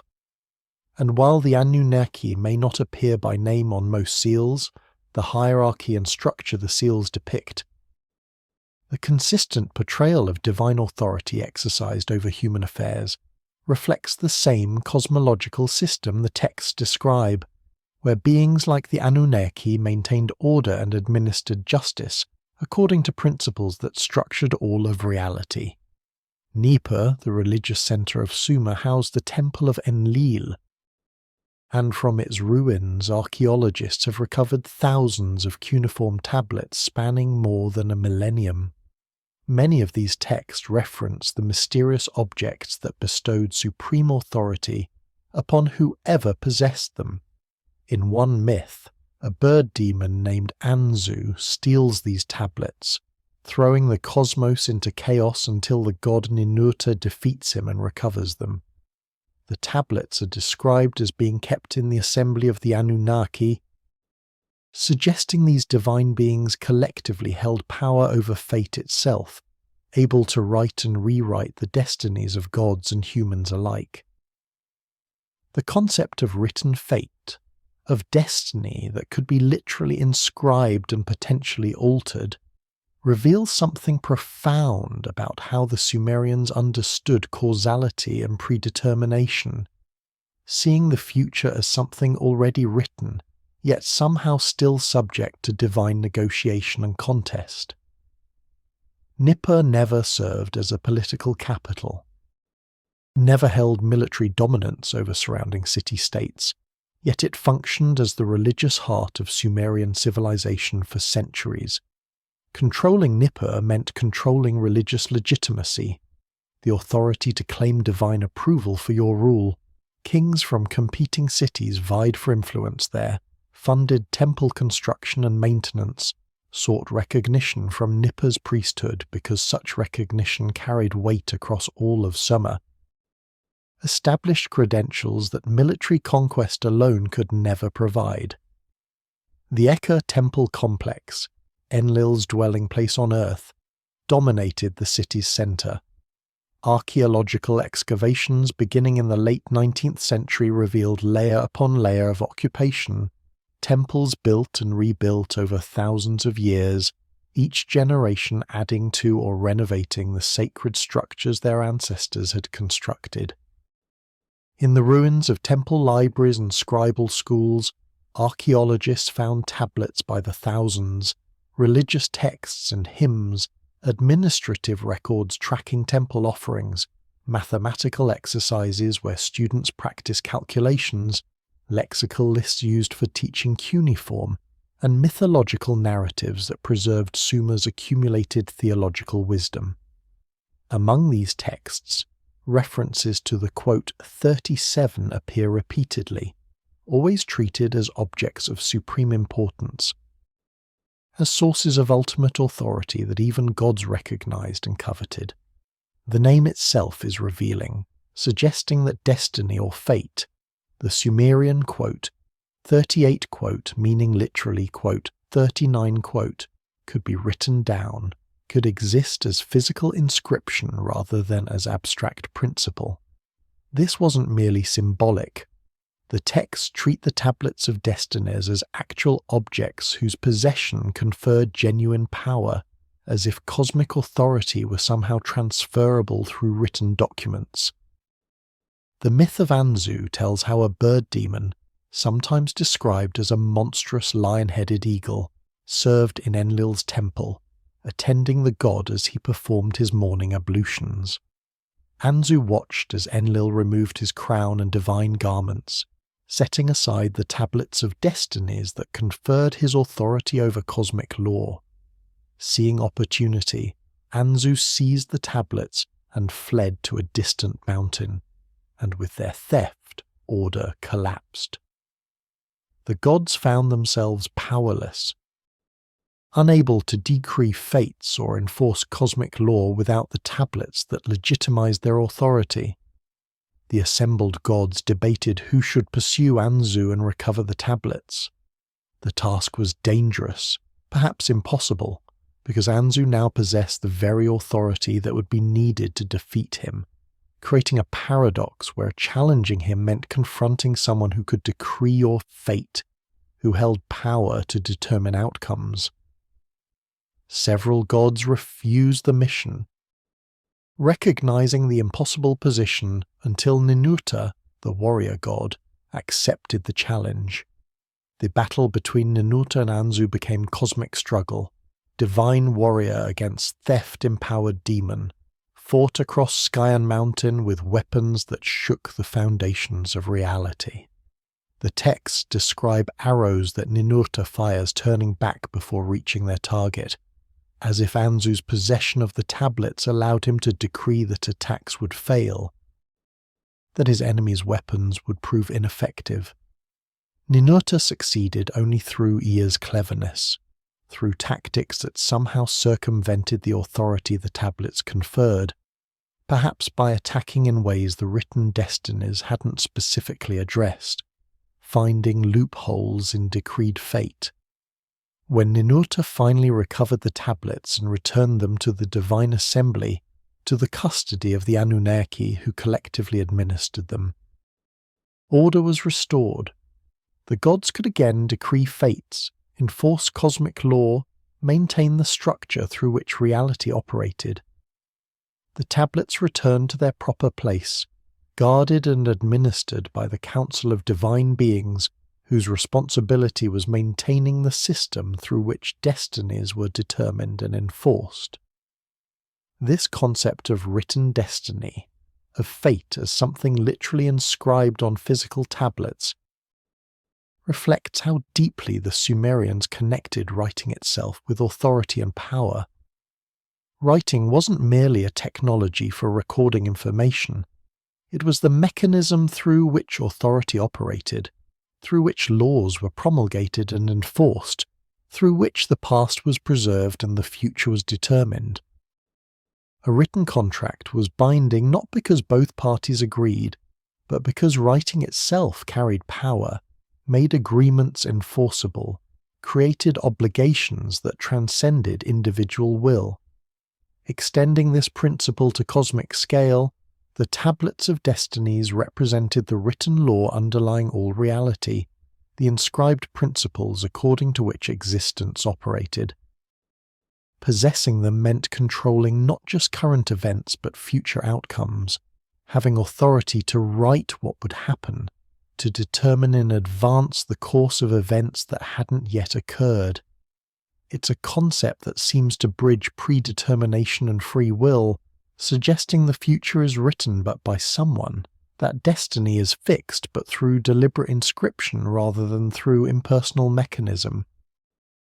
The Anunnaki's role as custodians of these tablets emphasizes their function as administrators of cosmic order, as beings who collectively managed the system through which fates were decreed and enforced. They didn't create the system arbitrary, but maintained structures of law and causation that governed how reality operated, that determined possibilities and limits, that ensured actions had predictable consequences, and that cosmic order remained stable even as individual events unfolded. Whether the Sumerians understood this literally, believing actual physical tablets existed in divine realms bearing inscribed destinies, or whether they recognized it as sophisticated metaphor for principles of causation and cosmic law, probably varied among believers and thinkers. But the consistency with which the concept appears, the serious treatment texts give to the tablets of destinies as objects whose possession mattered profoundly, suggests these weren't casual literary inventions but core theological concepts that shaped how the Sumerians understood fate, authority, and the relationship between what's written and what comes to pass. Sumerian conceptions of the afterlife paint a somber picture. The dead descended to the land of no return, a shadowy realm where they existed as diminished versions of themselves, sustained by food offerings from living relatives. The Anunnaki presided over this realm as judges and administrators, determining the placement and treatment of the dead. Text after text describes this underworld as a place of dust and darkness, where even heroes and kings are reduced to eating clay and drinking muddy water unless properly provisioned through ritual. The Anunnaki's role as underworld deities suggests they govern the boundary between life and death, the transition every human must eventually make, and their judgments determined whether one's afterlife would be bearable or tormented. The consistency of this portrayal across multiple texts from different periods suggests the Sumerians held these beliefs with genuine conviction, building elaborate funeral customs and maintaining ancestral offerings to appease these judges of the dead. The Sumerian underworld wasn't a place of torment in the Christian sense, with fire and active punishment for moral failures. It was darker, and in some ways more terrible, a realm of diminishment and forgetfulness, where existence continued but barely, where even great heroes and mighty kings found themselves reduced to shadow versions of what they'd been in life. The texts call it the land of no return, emphasizing its finality, its character as a one-way transition from which escape was nearly impossible, where the living world became increasingly distant memory. One text, a poem called The Death of Ur-Nammu, describes how even a king who built temples and maintained justice, who fulfilled every religious obligation and ruled wisely, descended to the underworld and found himself in darkness, presenting offerings to the Anunnaki judges who determined his place in that shadowed realm. The text lists the 7 gates he passes through, the offerings he makes to different underworld deities, his attempts to secure favourable treatment through proper ritual even in death. Despite his righteousness and the magnificent funeral his subjects conducted, despite elaborate provisions buried with him, the afterlife remains gloomy, a pale shadow of life above ground. The consistency of this vision across multiple texts is striking. There's no suggestion of a pleasant afterlife for the righteous, no heaven where the virtuous find reward.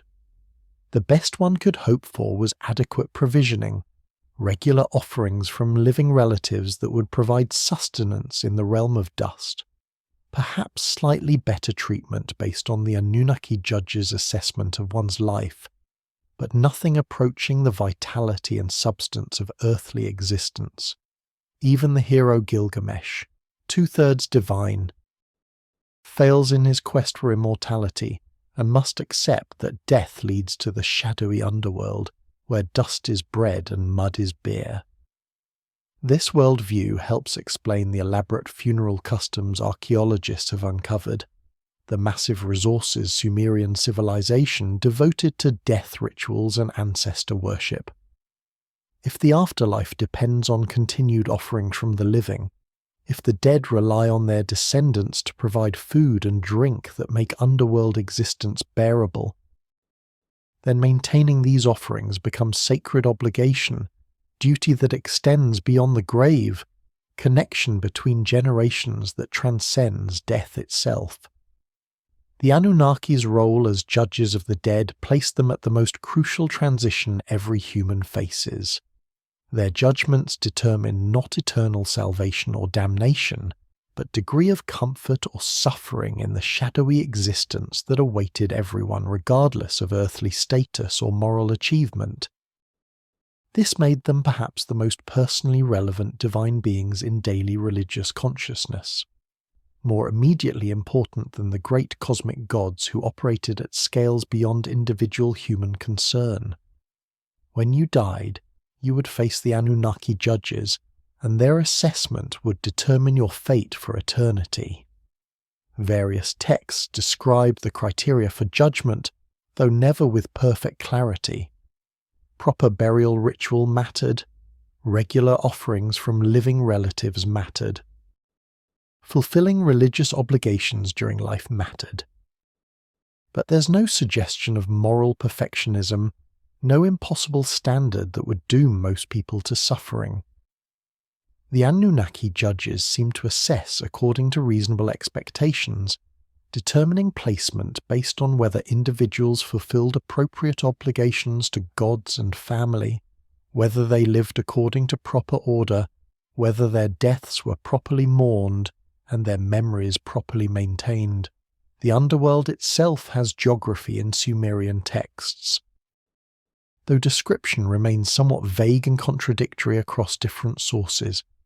7 gates control entry, each requiring surrender of something, progressive stripping away of earthly status and power.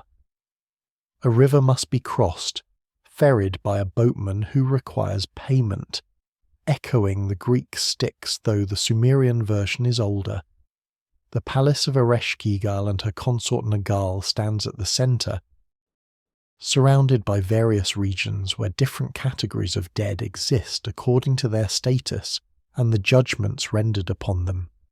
Some of the dead become ghostly servants, attending the underworld deities as they once served earthly masters. Others simply exist in darkness, diminished and forgotten. The worst fate was dying without proper burial, wandering as restless ghosts unable to enter the underworld properly, neither living nor properly dead. Existing in tortured limbo that made elaborate funeral rituals seem essential rather than optional. The Sumerians' fear of improper burial shows up repeatedly in curses and treaties, where threatening someone with denial of proper death rites was considered among the most terrible fates imaginable. The Anunnaki's governance of this realm, their administration of the boundary between life and death, gave them authority over the one certainty all humans share. Everyone, regardless of status or achievement, would eventually face these judges, would stand before them stripped of earthly power and position, would be assessed according to cosmic law and assigned a place in the shadowed realm where all human stories ultimately ended. This made the Anunnaki simultaneously terrifying and necessary. Beings to be feared yet also potentially appeased through proper ritual. Judges whose favour might be courted through offerings and correct observance, even though their realm remained fundamentally dark and diminished compared to the living world. When Sargon of Akkad conquered the Sumerian city-states around 2300 BCE and established the world's first empire, Sumerian culture didn't disappear, but merged with Akkadian traditions.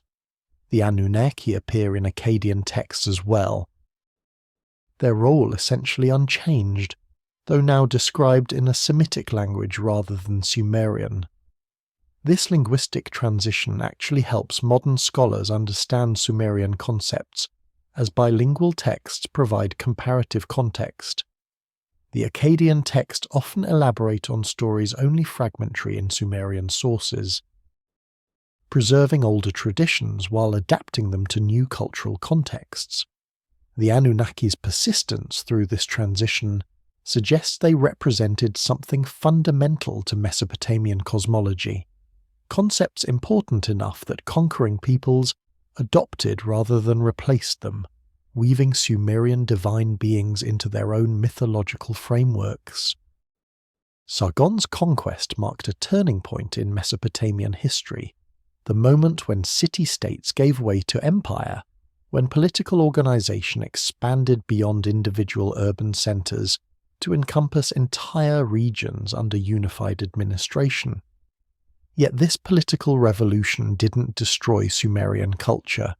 Instead, it transformed and preserved it, with Akkadian conquerors adopting Sumerian religious concepts, maintaining Sumerian temples, and incorporating Sumerian deities into their own pantheon.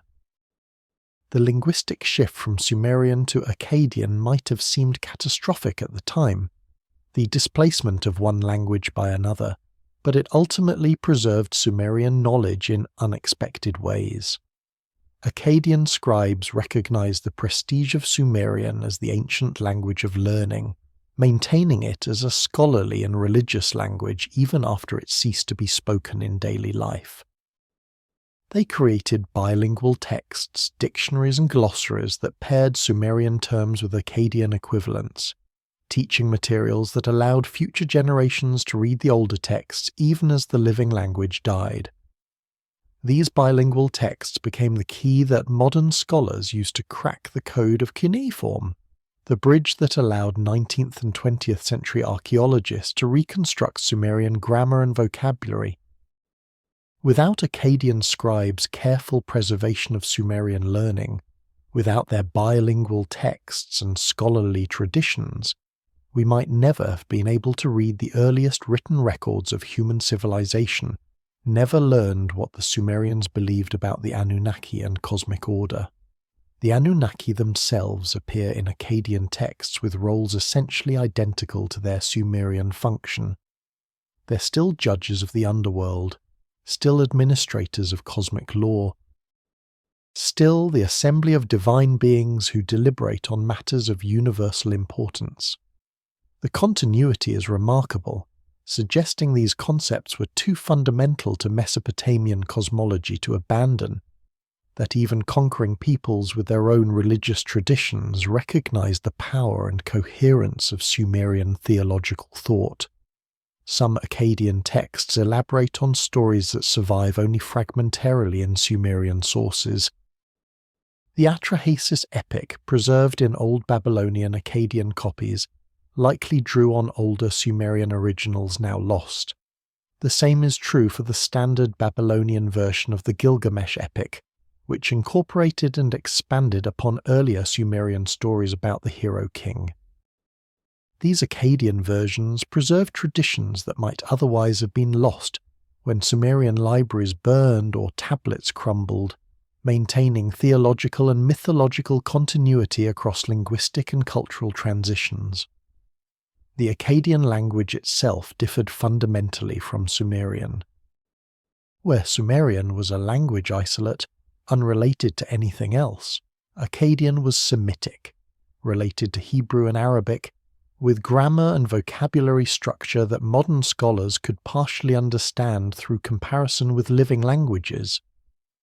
This made Akkadian texts easier to decipher once cuneiform writing was cracked, and in turn made the bilingual texts useful for reconstructing Sumerian.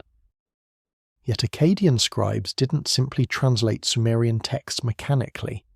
They adapted them, elaborated them, reinterpreted them for new audiences and cultural contexts. The gods acquired Akkadian names alongside their Sumerian ones. Enlil became Elil, maintaining similar function but with slightly different emphasis. New myths were composed that incorporated Sumerian characters into Akkadian narrative frameworks. The result was a hybrid mythology, distinctly Mesopotamian rather than purely Sumerian or Akkadian, a synthesis that preserved ancient wisdom while adapting it to changing circumstances. This pattern of adoption and adaptation would continue through subsequent conquests and cultural transitions. When Babylon rose to dominance, Babylonian scribes preserved both Sumerian and Akkadian texts, while creating new compositions that elevated Marduk to supreme status. When Assyria achieved empire, Assyrian scribes maintained the literary traditions they'd inherited, while emphasizing aspects that supported their own political theology. Through all these transitions, the Anunnaki persisted, their nature and function stable enough to survive linguistic and cultural change while remaining relevant to new generations of believers. The survival suggests these concepts addressed permanent features of human experience and religious consciousness. Questions about fate and judgment, about cosmic order and divine authority, about what happens after death and how the universe is administered, these concerns transcended particular languages or political organizations. The Anunnaki, as theological answers to these persistent questions, proved adaptable enough to function across different cultural contexts, while maintaining enough consistency that we can trace their development across more than 2 millennia of Mesopotamian civilization. Sumerian mathematics was remarkably sophisticated, using a sexagesimal system, base 60, that we still employ for measuring time and angles. Their astronomical texts demonstrate understanding of cyclical patterns, mathematical relationships between celestial movements, and predictive capabilities that required generations of careful observation. Some researchers point to specific numbers in the mythological texts, noting that certain figures, like the supposed ages of antediluvian kings or the claimed duration of divine reigns, encode astronomical cycles when interpreted mathematically. Others warn against reading too much into numbers that might simply be formulaic or symbolic. The debate centers on whether the Sumerians embedded genuine astronomical or calendrical knowledge within their myths, using stories as mnemonic devices to preserve scientific information, or whether pattern-seeking researchers are finding mathematical relationships that exist only in their own interpretations, imposing modern perspectives onto ancient texts that function primarily as religious literature. The sexagesimal system itself demonstrates sophisticated mathematical thinking. Base 60 allows for easy division by many numbers: 2, 3, 4, 5, 6, 10, 12, 15, 20, 30, making calculations with fractions simpler than base 10 systems provide. This mathematical convenience wasn't accidental discovery but deliberate development, emerging from practical needs of astronomy and timekeeping, refined across generations until it achieved the elegance we recognize in Sumerian mathematical texts. We inherit this system every time we count 60 seconds to a minute, 60 minutes to an hour, 360 degrees in a circle. These aren't arbitrary conventions, but direct survivals of Sumerian mathematical innovation. Concepts so useful they've persisted across 4,000 years and multiple cultural transformations, still functioning in modern technology and science because the underlying mathematics remains sound. Sumerian astronomical texts reveal systematic observations spanning centuries. They tracked planetary positions, lunar cycles, stellar movements with precision that required careful record-keeping across generations. Individual astronomers couldn't live long enough to observe all the cycles they documented, which means they were building on inherited knowledge, adding their observations to accumulated records, participating in scientific tradition that transcended individual lifetimes. Some of the numbers appearing in mythological texts seem suspiciously precise, too specific to be random invention. The Sumerian king list records reigns of antediluvian kings lasting impossibly long periods, tens of thousands of years, numbers that make no sense as literal lifespans but might encode something else. Some researchers have noticed these numbers, when properly interpreted through Sumerian mathematical conventions, correspond to astronomical cycles, to periods of planetary conjunctions or precessional movements that the Sumerians demonstrably tracked. This has led to theories that mythological texts served double purposes, functioning as religious narratives while simultaneously preserving astronomical and calendrical data in encoded form. Stories become mnemonic devices, kings' reigns represent celestial cycles, divine genealogies map cosmic periods. The myths don't just explain existence symbolically, but contain actual scientific knowledge, mathematical relationships embedded in narrative form where they could be preserved and transmitted even if the underlying science was temporarily lost or forgotten. Critics warn against finding patterns where none exist, against numerology that sees mathematical relationships everywhere by selective interpretation of ambiguous data. They point out that humans are pattern recognition machines, exceptionally good at finding order even in random information, that coincidental numerical similarities don't necessarily indicate intentional encoding.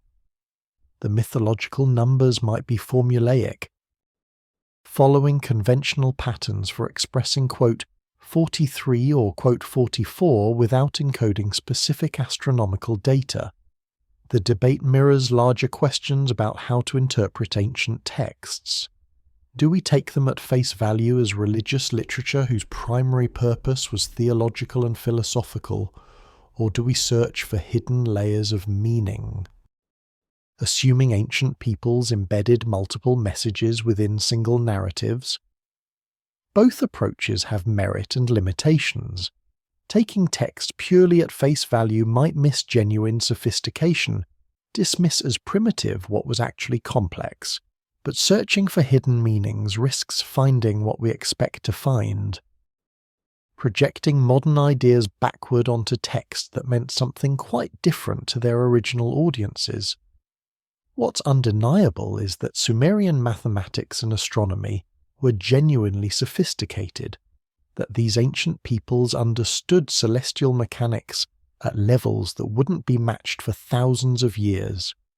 Whether they chose to preserve this knowledge in mythological form, whether stories about the Anunnaki and their cosmic roles somehow encoded astronomical data alongside theological meaning, remains actively debated without clear resolution. Perhaps the most intellectually honest position acknowledges uncertainty. Some numbers in mythological texts might encode astronomical knowledge. Others are probably symbolic or formulaic. Distinguishing between these categories requires careful analysis case by case. Resisting both uncritical acceptance of encoded knowledge theories and reflexive dismissal of any possibility that myths contained scientific information. The Sumerians were sophisticated thinkers who created both genuine astronomical science and complex mythology. Whether and how these domains intersected, whether their religious texts sometimes served scientific purposes, these questions deserve serious consideration even when definitive answers remain elusive. The Anunnaki appear in contexts that sometimes involve numbers, lists of 50 or 300, groups of 7, periods of time associated with their activities. Whether these numbers are purely theological, indicating completeness, or divine organization through numerological symbolism, or whether they encode astronomical relationships. Cycles of celestial bodies whose movements the Anunnaki were mythologically associated with remains part of the larger debate about mathematics and mythology in ancient Mesopotamian thought. The Babylonian creation epic, Enuma Elish, composed around 1200 BCE, but drawing on older Sumerian traditions, presents a different cosmogony than earlier Sumerian texts. Here, the younger god Marduk defeats the primordial goddess Tiamat and creates the world from her corpse, establishing a new divine order with himself at the apex. The Anunnaki appear in this text as well, but in a diminished role, essentially confirming Marduk's supremacy and serving as his divine counsel. This revision reflects political changes, specifically Babylon's rise as the dominant Mesopotamian power, but it also shows how mythological traditions evolved, how each generation of scribes adapted inherited stories to contemporary theological and political needs. The Anunnaki's survival through these revisions, their continued presence even as other aspects of the mythology shifted, suggests they represented concepts too essential to discard, too deeply embedded in Mesopotamian religious consciousness to be erased even by political upheaval and cultural transformation.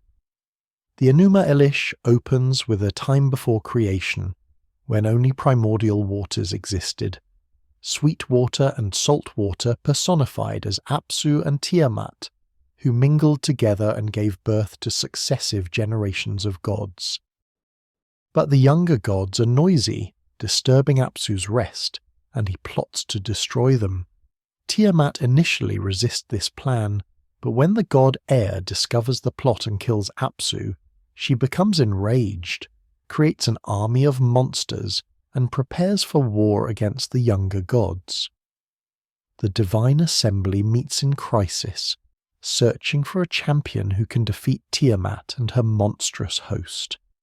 Several gods refuse the task, recognizing the danger, until young Marduk steps forward with conditions. He'll fight Tiamat, but only if the other gods grant him supreme authority, making him king of the divine assembly, giving him power to decree fates that even other gods must obey. The assembled deities, desperate for deliverance, agree to his terms, and the Anunnaki specifically are described as confirming this decision, accepting Marduk's supremacy, acknowledging his authority over cosmic order.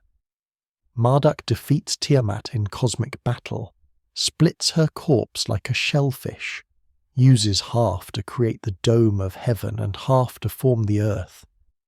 He establishes the movements of celestial bodies, assigns gods to their stations, creates humanity from the blood of Tiamat's defeated general Kingu to serve the gods and relieve them of labor.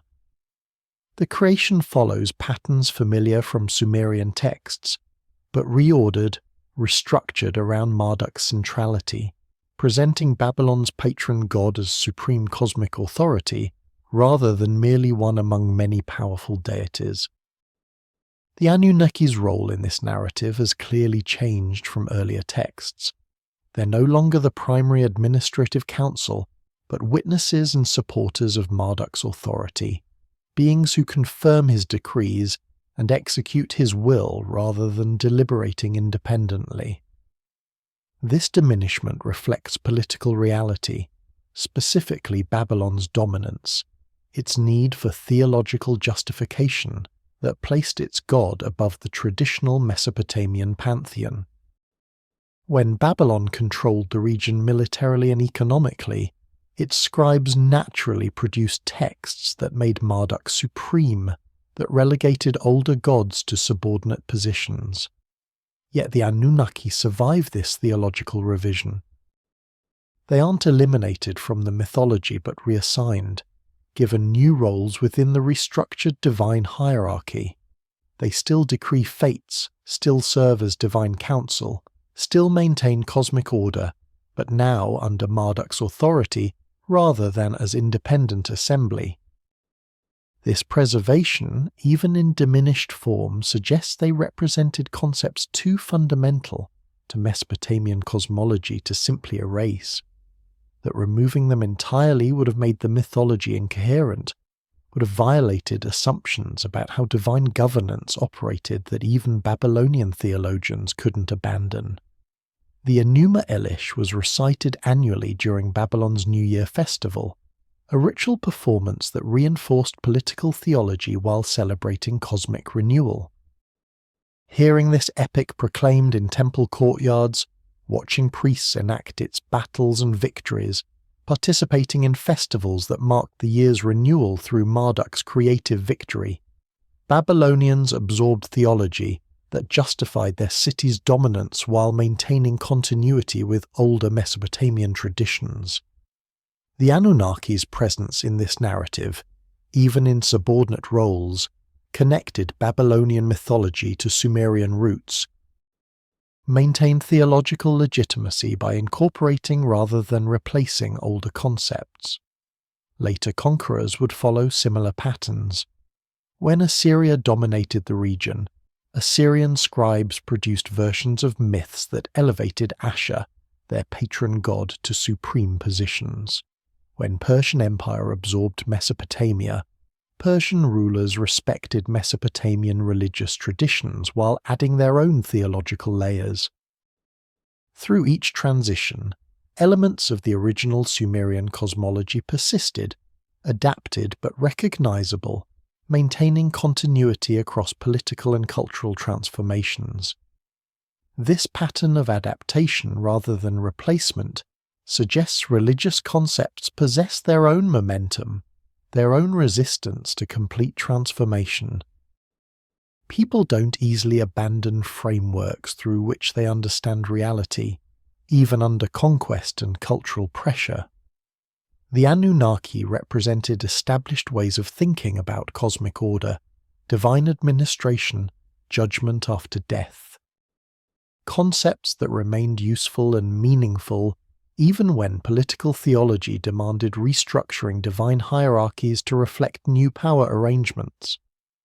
Modern scholars can trace these transformations through careful comparison of texts from different periods and regions, watching how mythology evolves while maintaining certain stable elements, how political changes echo through theological revisions, how each generation of scribes balanced innovation against tradition, creating syntheses that honoured inherited wisdom while addressing contemporary needs. The Anunnaki's persistence through these transformations marks them as core concepts rather than peripheral details, elements too essential to Mesopotamian religious consciousness to discard even when other aspects of mythology underwent radical revision. The Sumerian scribes who copied these texts spent years in training, mastering hundreds of cuneiform signs, learning traditional compositions by heart, and practicing on countless clay tablets before being deemed qualified for professional work.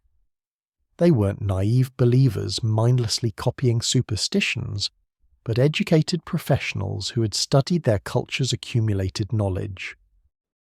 When they reproduced texts about the Anunnaki, when they carefully pressed each sign into fresh clay and baked the tablets for preservation, what were they thinking? Did they believe these stories literally, as actual history of divine beings who had once walked the earth? Did they understand them as allegorical representations of natural forces or philosophical principles? Or did they, like many religious believers throughout history, hold multiple levels of interpretation simultaneously, accepting both mythological truth and practical skepticism, finding meaning in stories regardless of their historical accuracy. Scribal education in ancient Mesopotamia was rigorous and lengthy, beginning in childhood for those families wealthy enough to afford it, or connected enough to temple institutions to gain access to scribal schools. Students started with the basics, learning to form cuneiform signs on practice tablets that could be erased and reused, mastering the wedge-shaped marks made by pressing reed styluses into wet clay at proper angles. They memorized hundreds of signs, each capable of representing different sounds or meanings depending on context, each requiring precise execution to avoid ambiguity. Advanced students copied traditional texts, literary compositions and mathematical tables and legal precedents, absorbing their culture's accumulated wisdom while perfecting their technical skills. They learned Sumerian even as it died as a spoken language, maintaining it as the classical language of learning and religion, much as European scholars later maintained Latin. They studied mathematics and astronomy, law and administration, music and ritual, becoming the intellectual class that maintained civilization's complex administrative and religious infrastructure.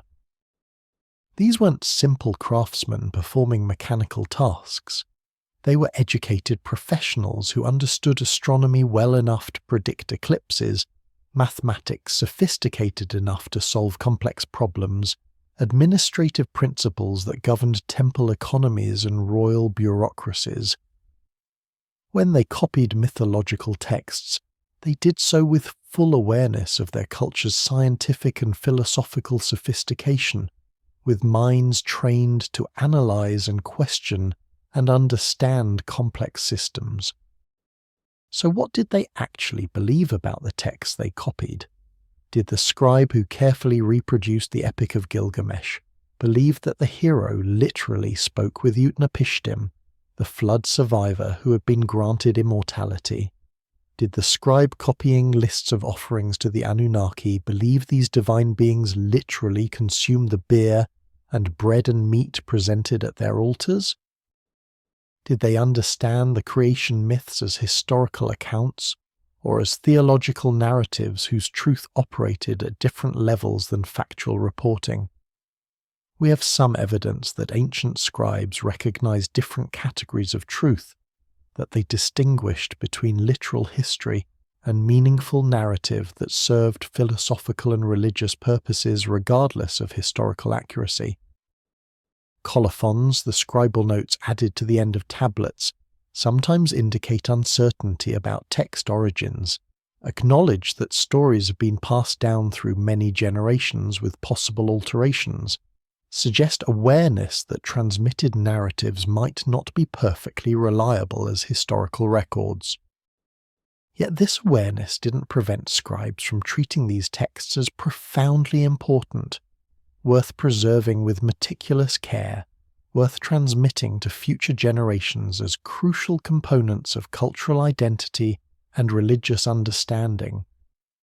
The truth they contained wasn't necessarily factual truth, but meaningful truth, narratives that helped people understand their place in the cosmos, their relationship to forces greater than themselves, proper ways of living within divine order.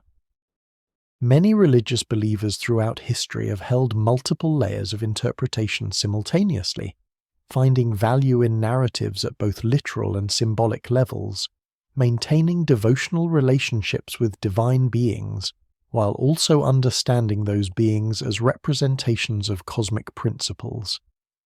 A modern Christian might understand communion both as literal transformation of bread and wine into body and blood, and a symbolic representation of spiritual union with the divine.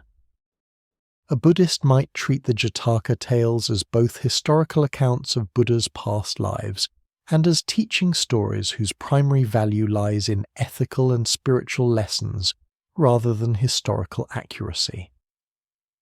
Ancient Mesopotamian scribes likely operated with similar sophistication. capable of both devotional relationship with the Anunnaki as divine beings and intellectual understanding that these narratives served complex theological and philosophical functions beyond simple historical reporting. They could press offerings before divine statues with genuine reverence, while also understanding at some level that the statues weren't literally the gods, but representations, focal points for devotion directed toward cosmic forces that transcended physical form. The question becomes less, did they believe it, and more, what did belief mean to them? If belief requires only confident assertion of literal historical accuracy, then perhaps many scribes were skeptical. But if belief encompasses finding meaning and truth in narratives, organizing life around religious principles, maintaining devotional relationships with forces understood as real, whether or not they're physically present, then scribal belief was probably sophisticated and genuine, holding space for both rational thought and religious commitment. We shouldn't assume ancient peoples were less intellectually capable than ourselves, less able to handle complexity or nuance, more prone to naive literal interpretation of everything they encountered. The scribes who preserved these texts were educated professionals operating at the pinnacle of their civilization's intellectual achievement. They copied texts about the Anunnaki with evident care, pressed each sign precisely, preserved narratives across generations. Suggesting they found these stories valuable enough to merit extraordinary effort regardless of exactly how they conceptualized their truth. Today's archaeologists approach ancient sites with tools the 19th century excavators never imagined. Ground-penetrating radar reveals buried structures without disturbing the soil.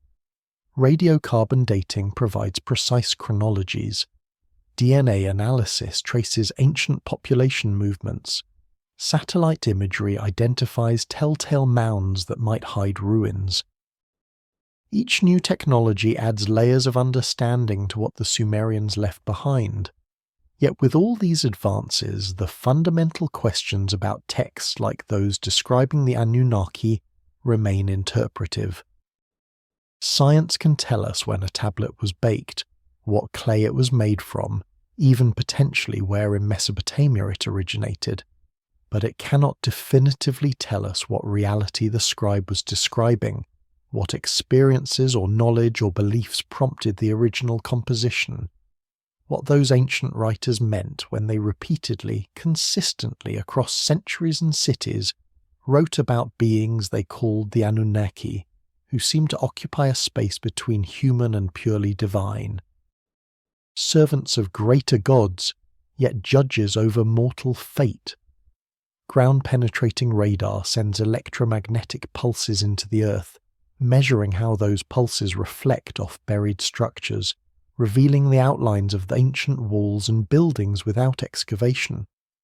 Archaeologists can survey entire sites, mapping what lies beneath the surface, identifying promising areas for excavation, understanding site layouts before ever disturbing the soil.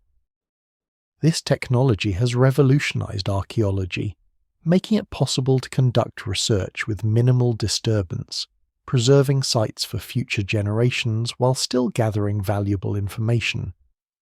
Radiocarbon dating measures the decay of carbon-14 isotopes in organic materials, providing chronological frameworks that early archaeologists could only approximate through stratigraphy and pottery styles. We can now date when wood was cut, when grain was stored, when people lived and died, creating timelines accurate to within decades or sometimes years, transforming our understanding of when civilizations rose and fell, when specific texts were written, when temples were built and rebuilt. DNA analysis of ancient remains reveals population movements, trading relationships, family structures, even dietary patterns. We can trace how different groups migrated and merged, how diseases spread, how agriculture and animal domestication developed.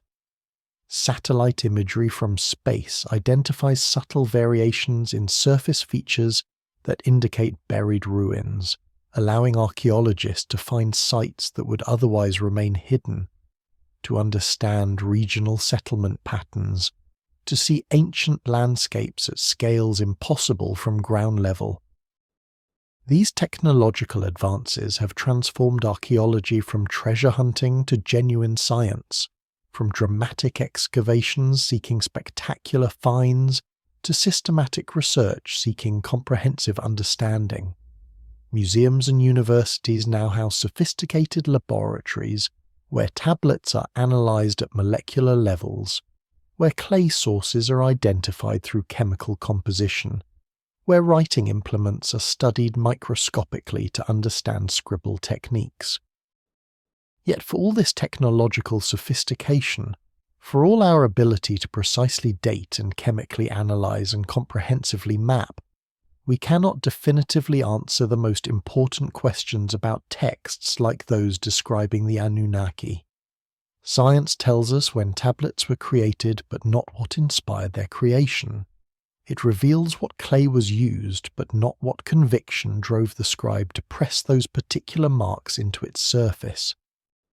It shows us objects, but cannot recover the meanings those objects held for the people who made and used them.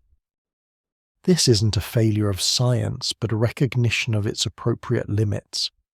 Scientific methods excel at answering certain kinds of questions about physical properties and temporal sequences and material composition. They cannot address questions of meaning and belief and subjective experience except indirectly, through inference and interpretation of evidence that remains fundamentally ambiguous. When we read texts describing the Anunnaki, we encounter words whose literal meanings we can translate, but whose full significance remains partially inaccessible. Did the scribes who wrote these words believe they were recording historical events, preserving testimony about actual beings who once existed?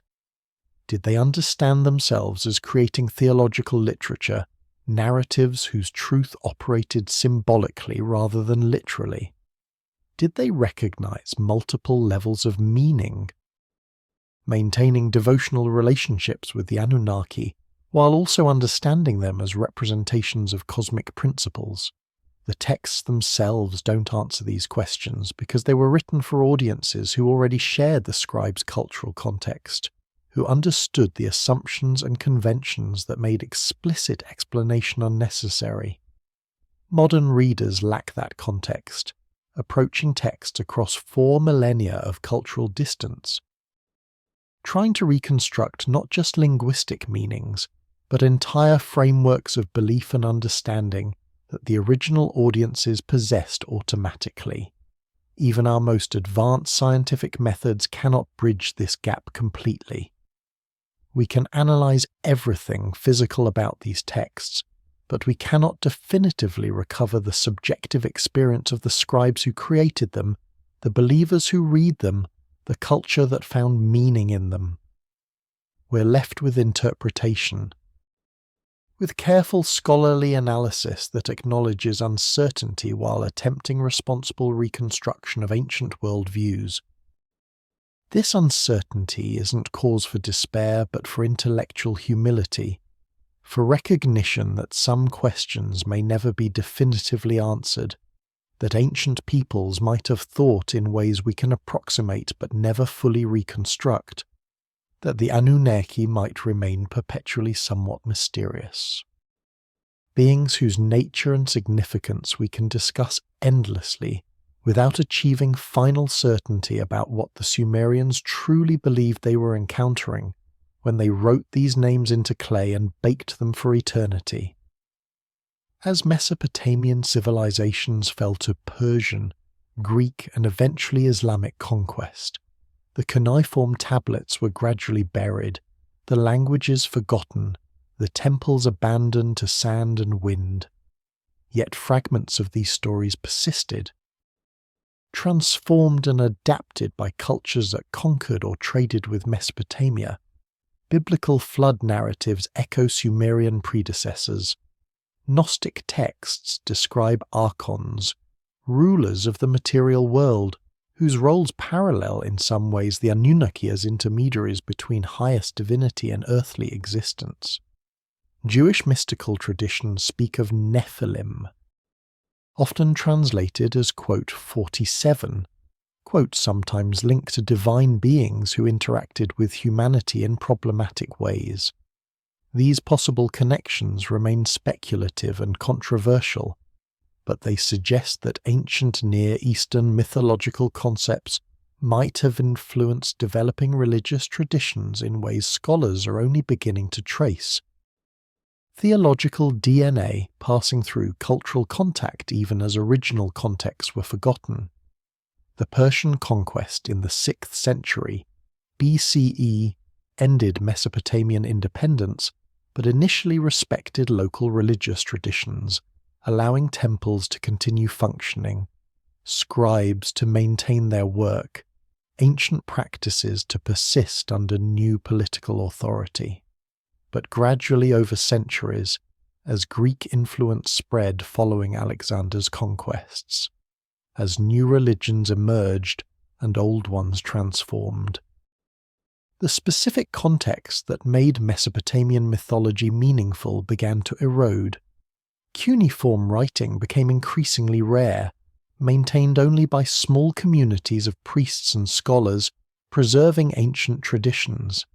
Eventually even they died out, and the last cuneiform tablets were pressed into clay sometime in the 1st century CE, ending 3,000 years of continuous literary tradition.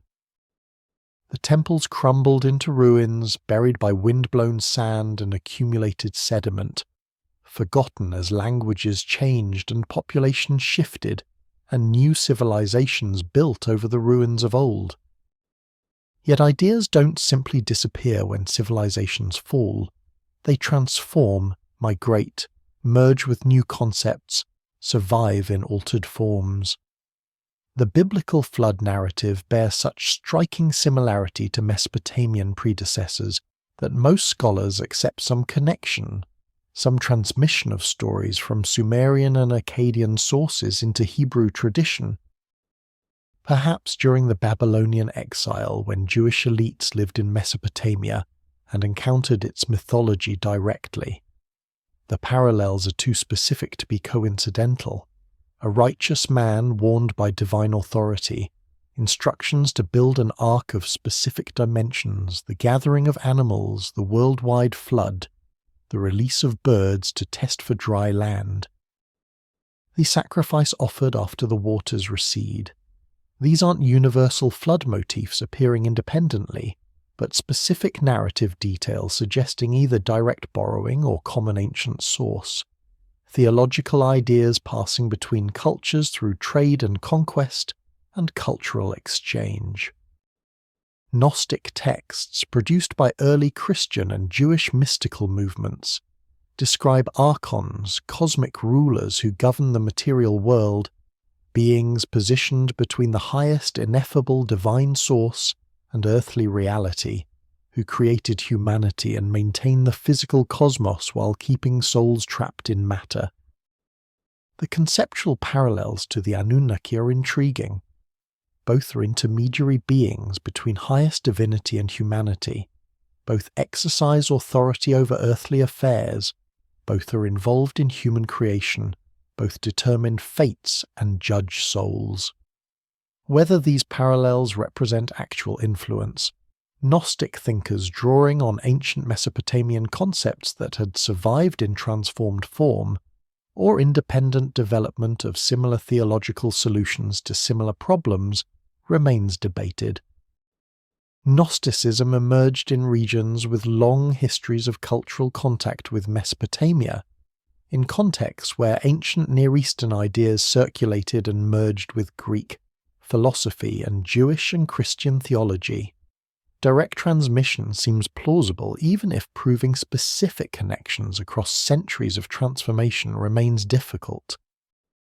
Jewish mystical traditions preserved in texts like the Book of Enoch speak of Nephilim, beings born from unions between divine beings called sons of God, or watchers, and human women, creating a race of giants who brought corruption and violence to earth before the flood.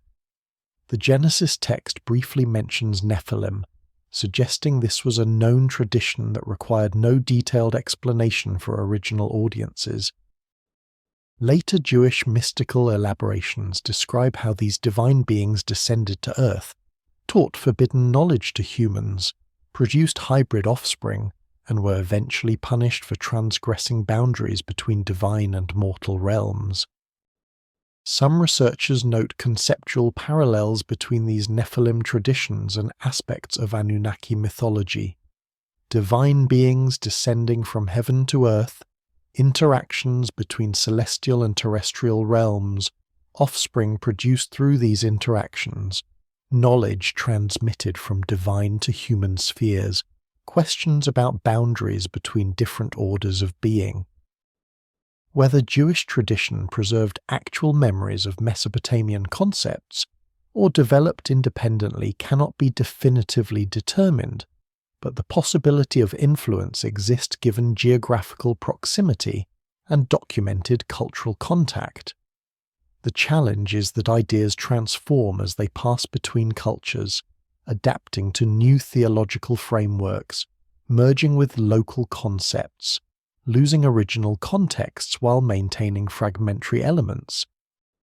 Trying to trace specific conceptual lineages across millennia and multiple cultural transitions requires careful scholarship that acknowledges uncertainty while noting intriguing patterns that suggest possible connections.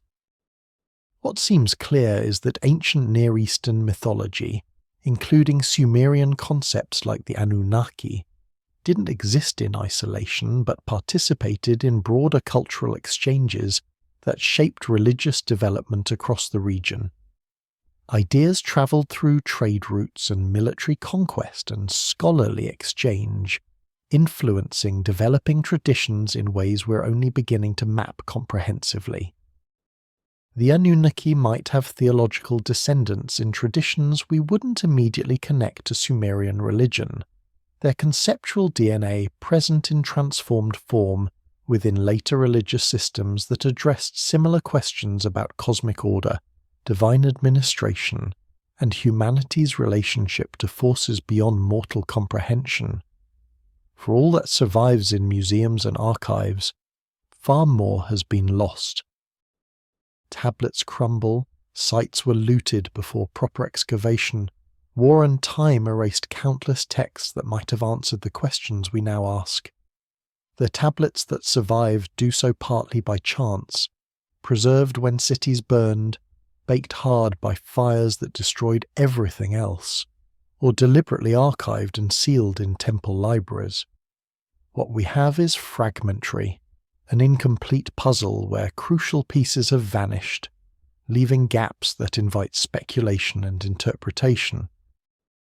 We cannot know with certainty what the Sumerians truly believed about the Anunnaki, whether these beings represented actual entities they had encountered, metaphorical descriptions of natural or social forces, priesthoods or ruling classes elevated to divine status, or purely mythological constructs serving religious and philosophical purposes.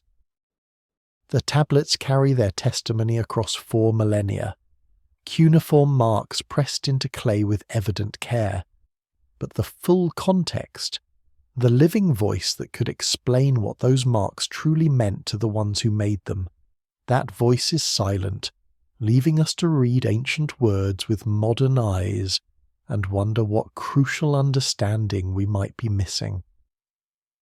The survival of any ancient text is miraculous when you consider everything arrayed against preservation.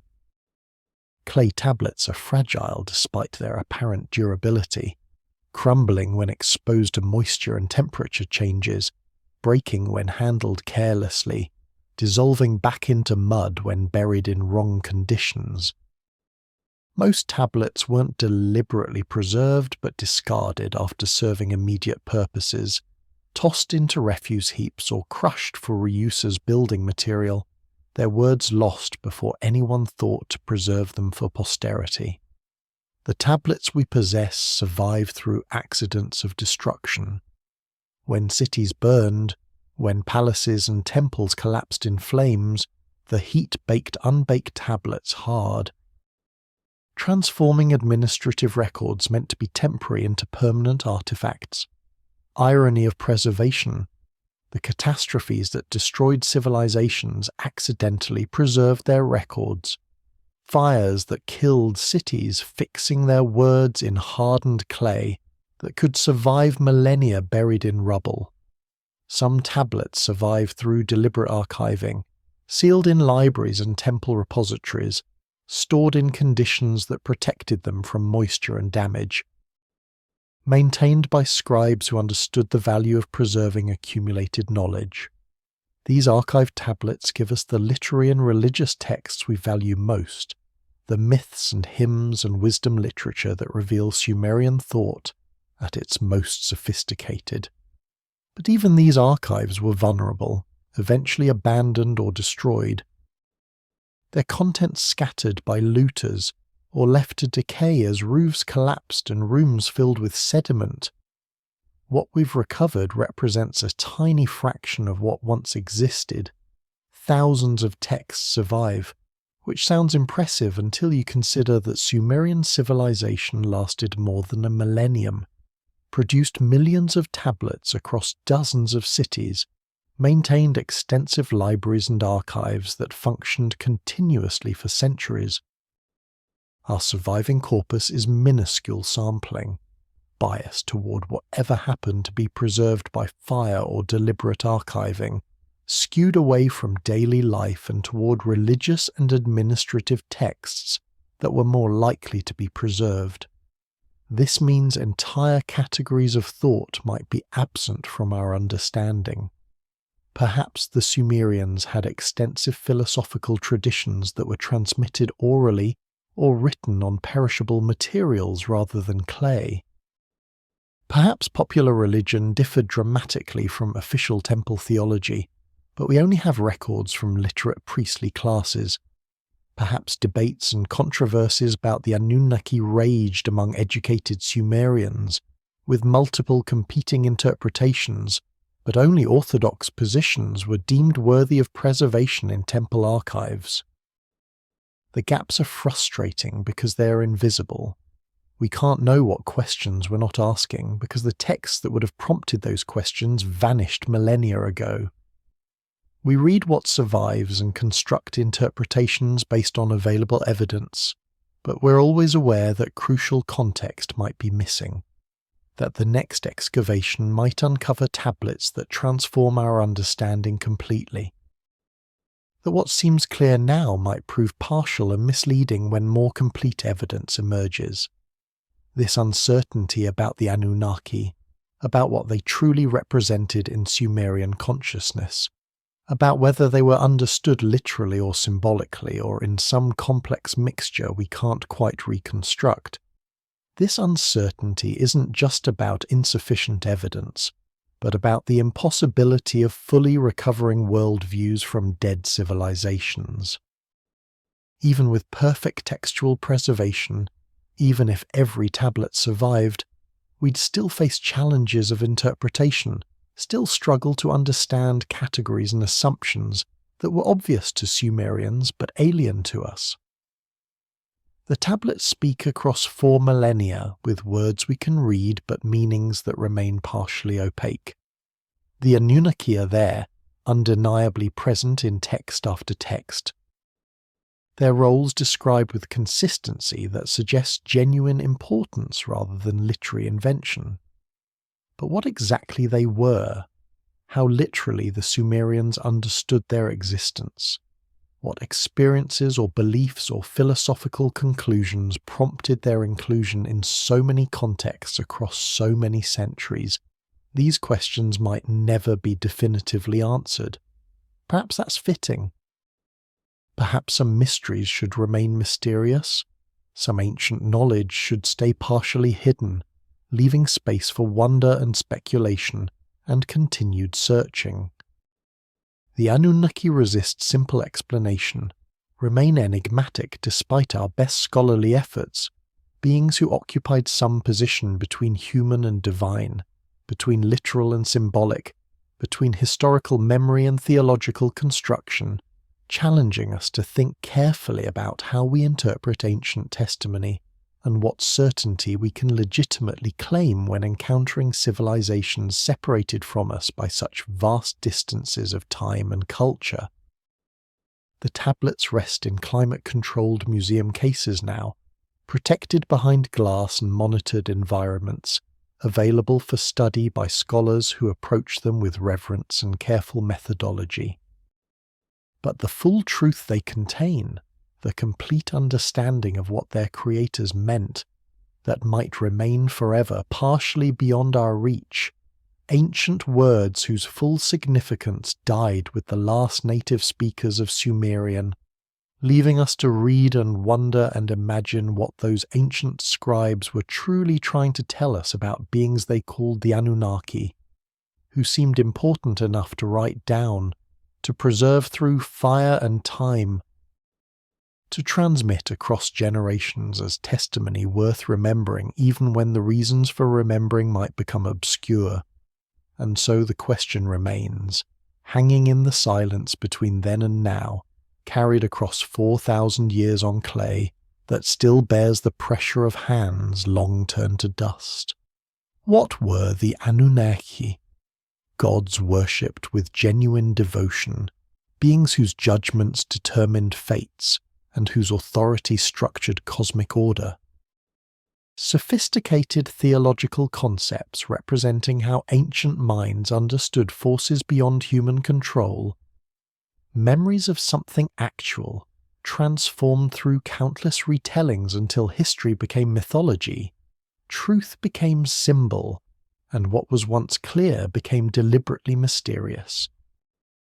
Perhaps we're not meant to know with certainty. Perhaps the value lies not in solving the mystery but in sitting with it, in letting ourselves wonder as the Sumerians wondered, as every generation since has wondered, about forces greater than ourselves, about beings who might occupy spaces between categories we think are fixed, about whether the boundary between myth and memory is as clear as we assume. Tonight, as you drift towards sleep, somewhere between consciousness and dream, you're connected to those ancient scribes who pressed their testimony into wet clay by lamplight, who preserved what they believed mattered, who sent messages forward across time without knowing if anyone would ever understand what they were truly saying. You're under the same stars they watch so carefully, subject to the same mysteries of existence and mortality, asking similar questions about meaning and purpose and what lies beyond the visible world. The tablets rest in museum cases now, behind protective glass, their cuneiform marks still holding questions we're only beginning to answer. But perhaps that's fitting. Perhaps some knowledge is meant to wait, patient as stone, until the moment we're ready to receive it properly, to sit with uncertainty rather than demanding premature answers, to honour mystery rather than rushing to dissolve it with explanations that might be too simple for what the ancients were attempting to preserve. So let yourself drift now into the same darkness those ancient peoples knew, into rest that connects you across time to everyone who has ever wondered about the Anunnaki, about divine beings and cosmic order, about what watches over us, and what we'll face when this life releases us into whatever comes next. Rest now. The ancient world will still be here, still holding its secrets, still inviting wonder when you wake.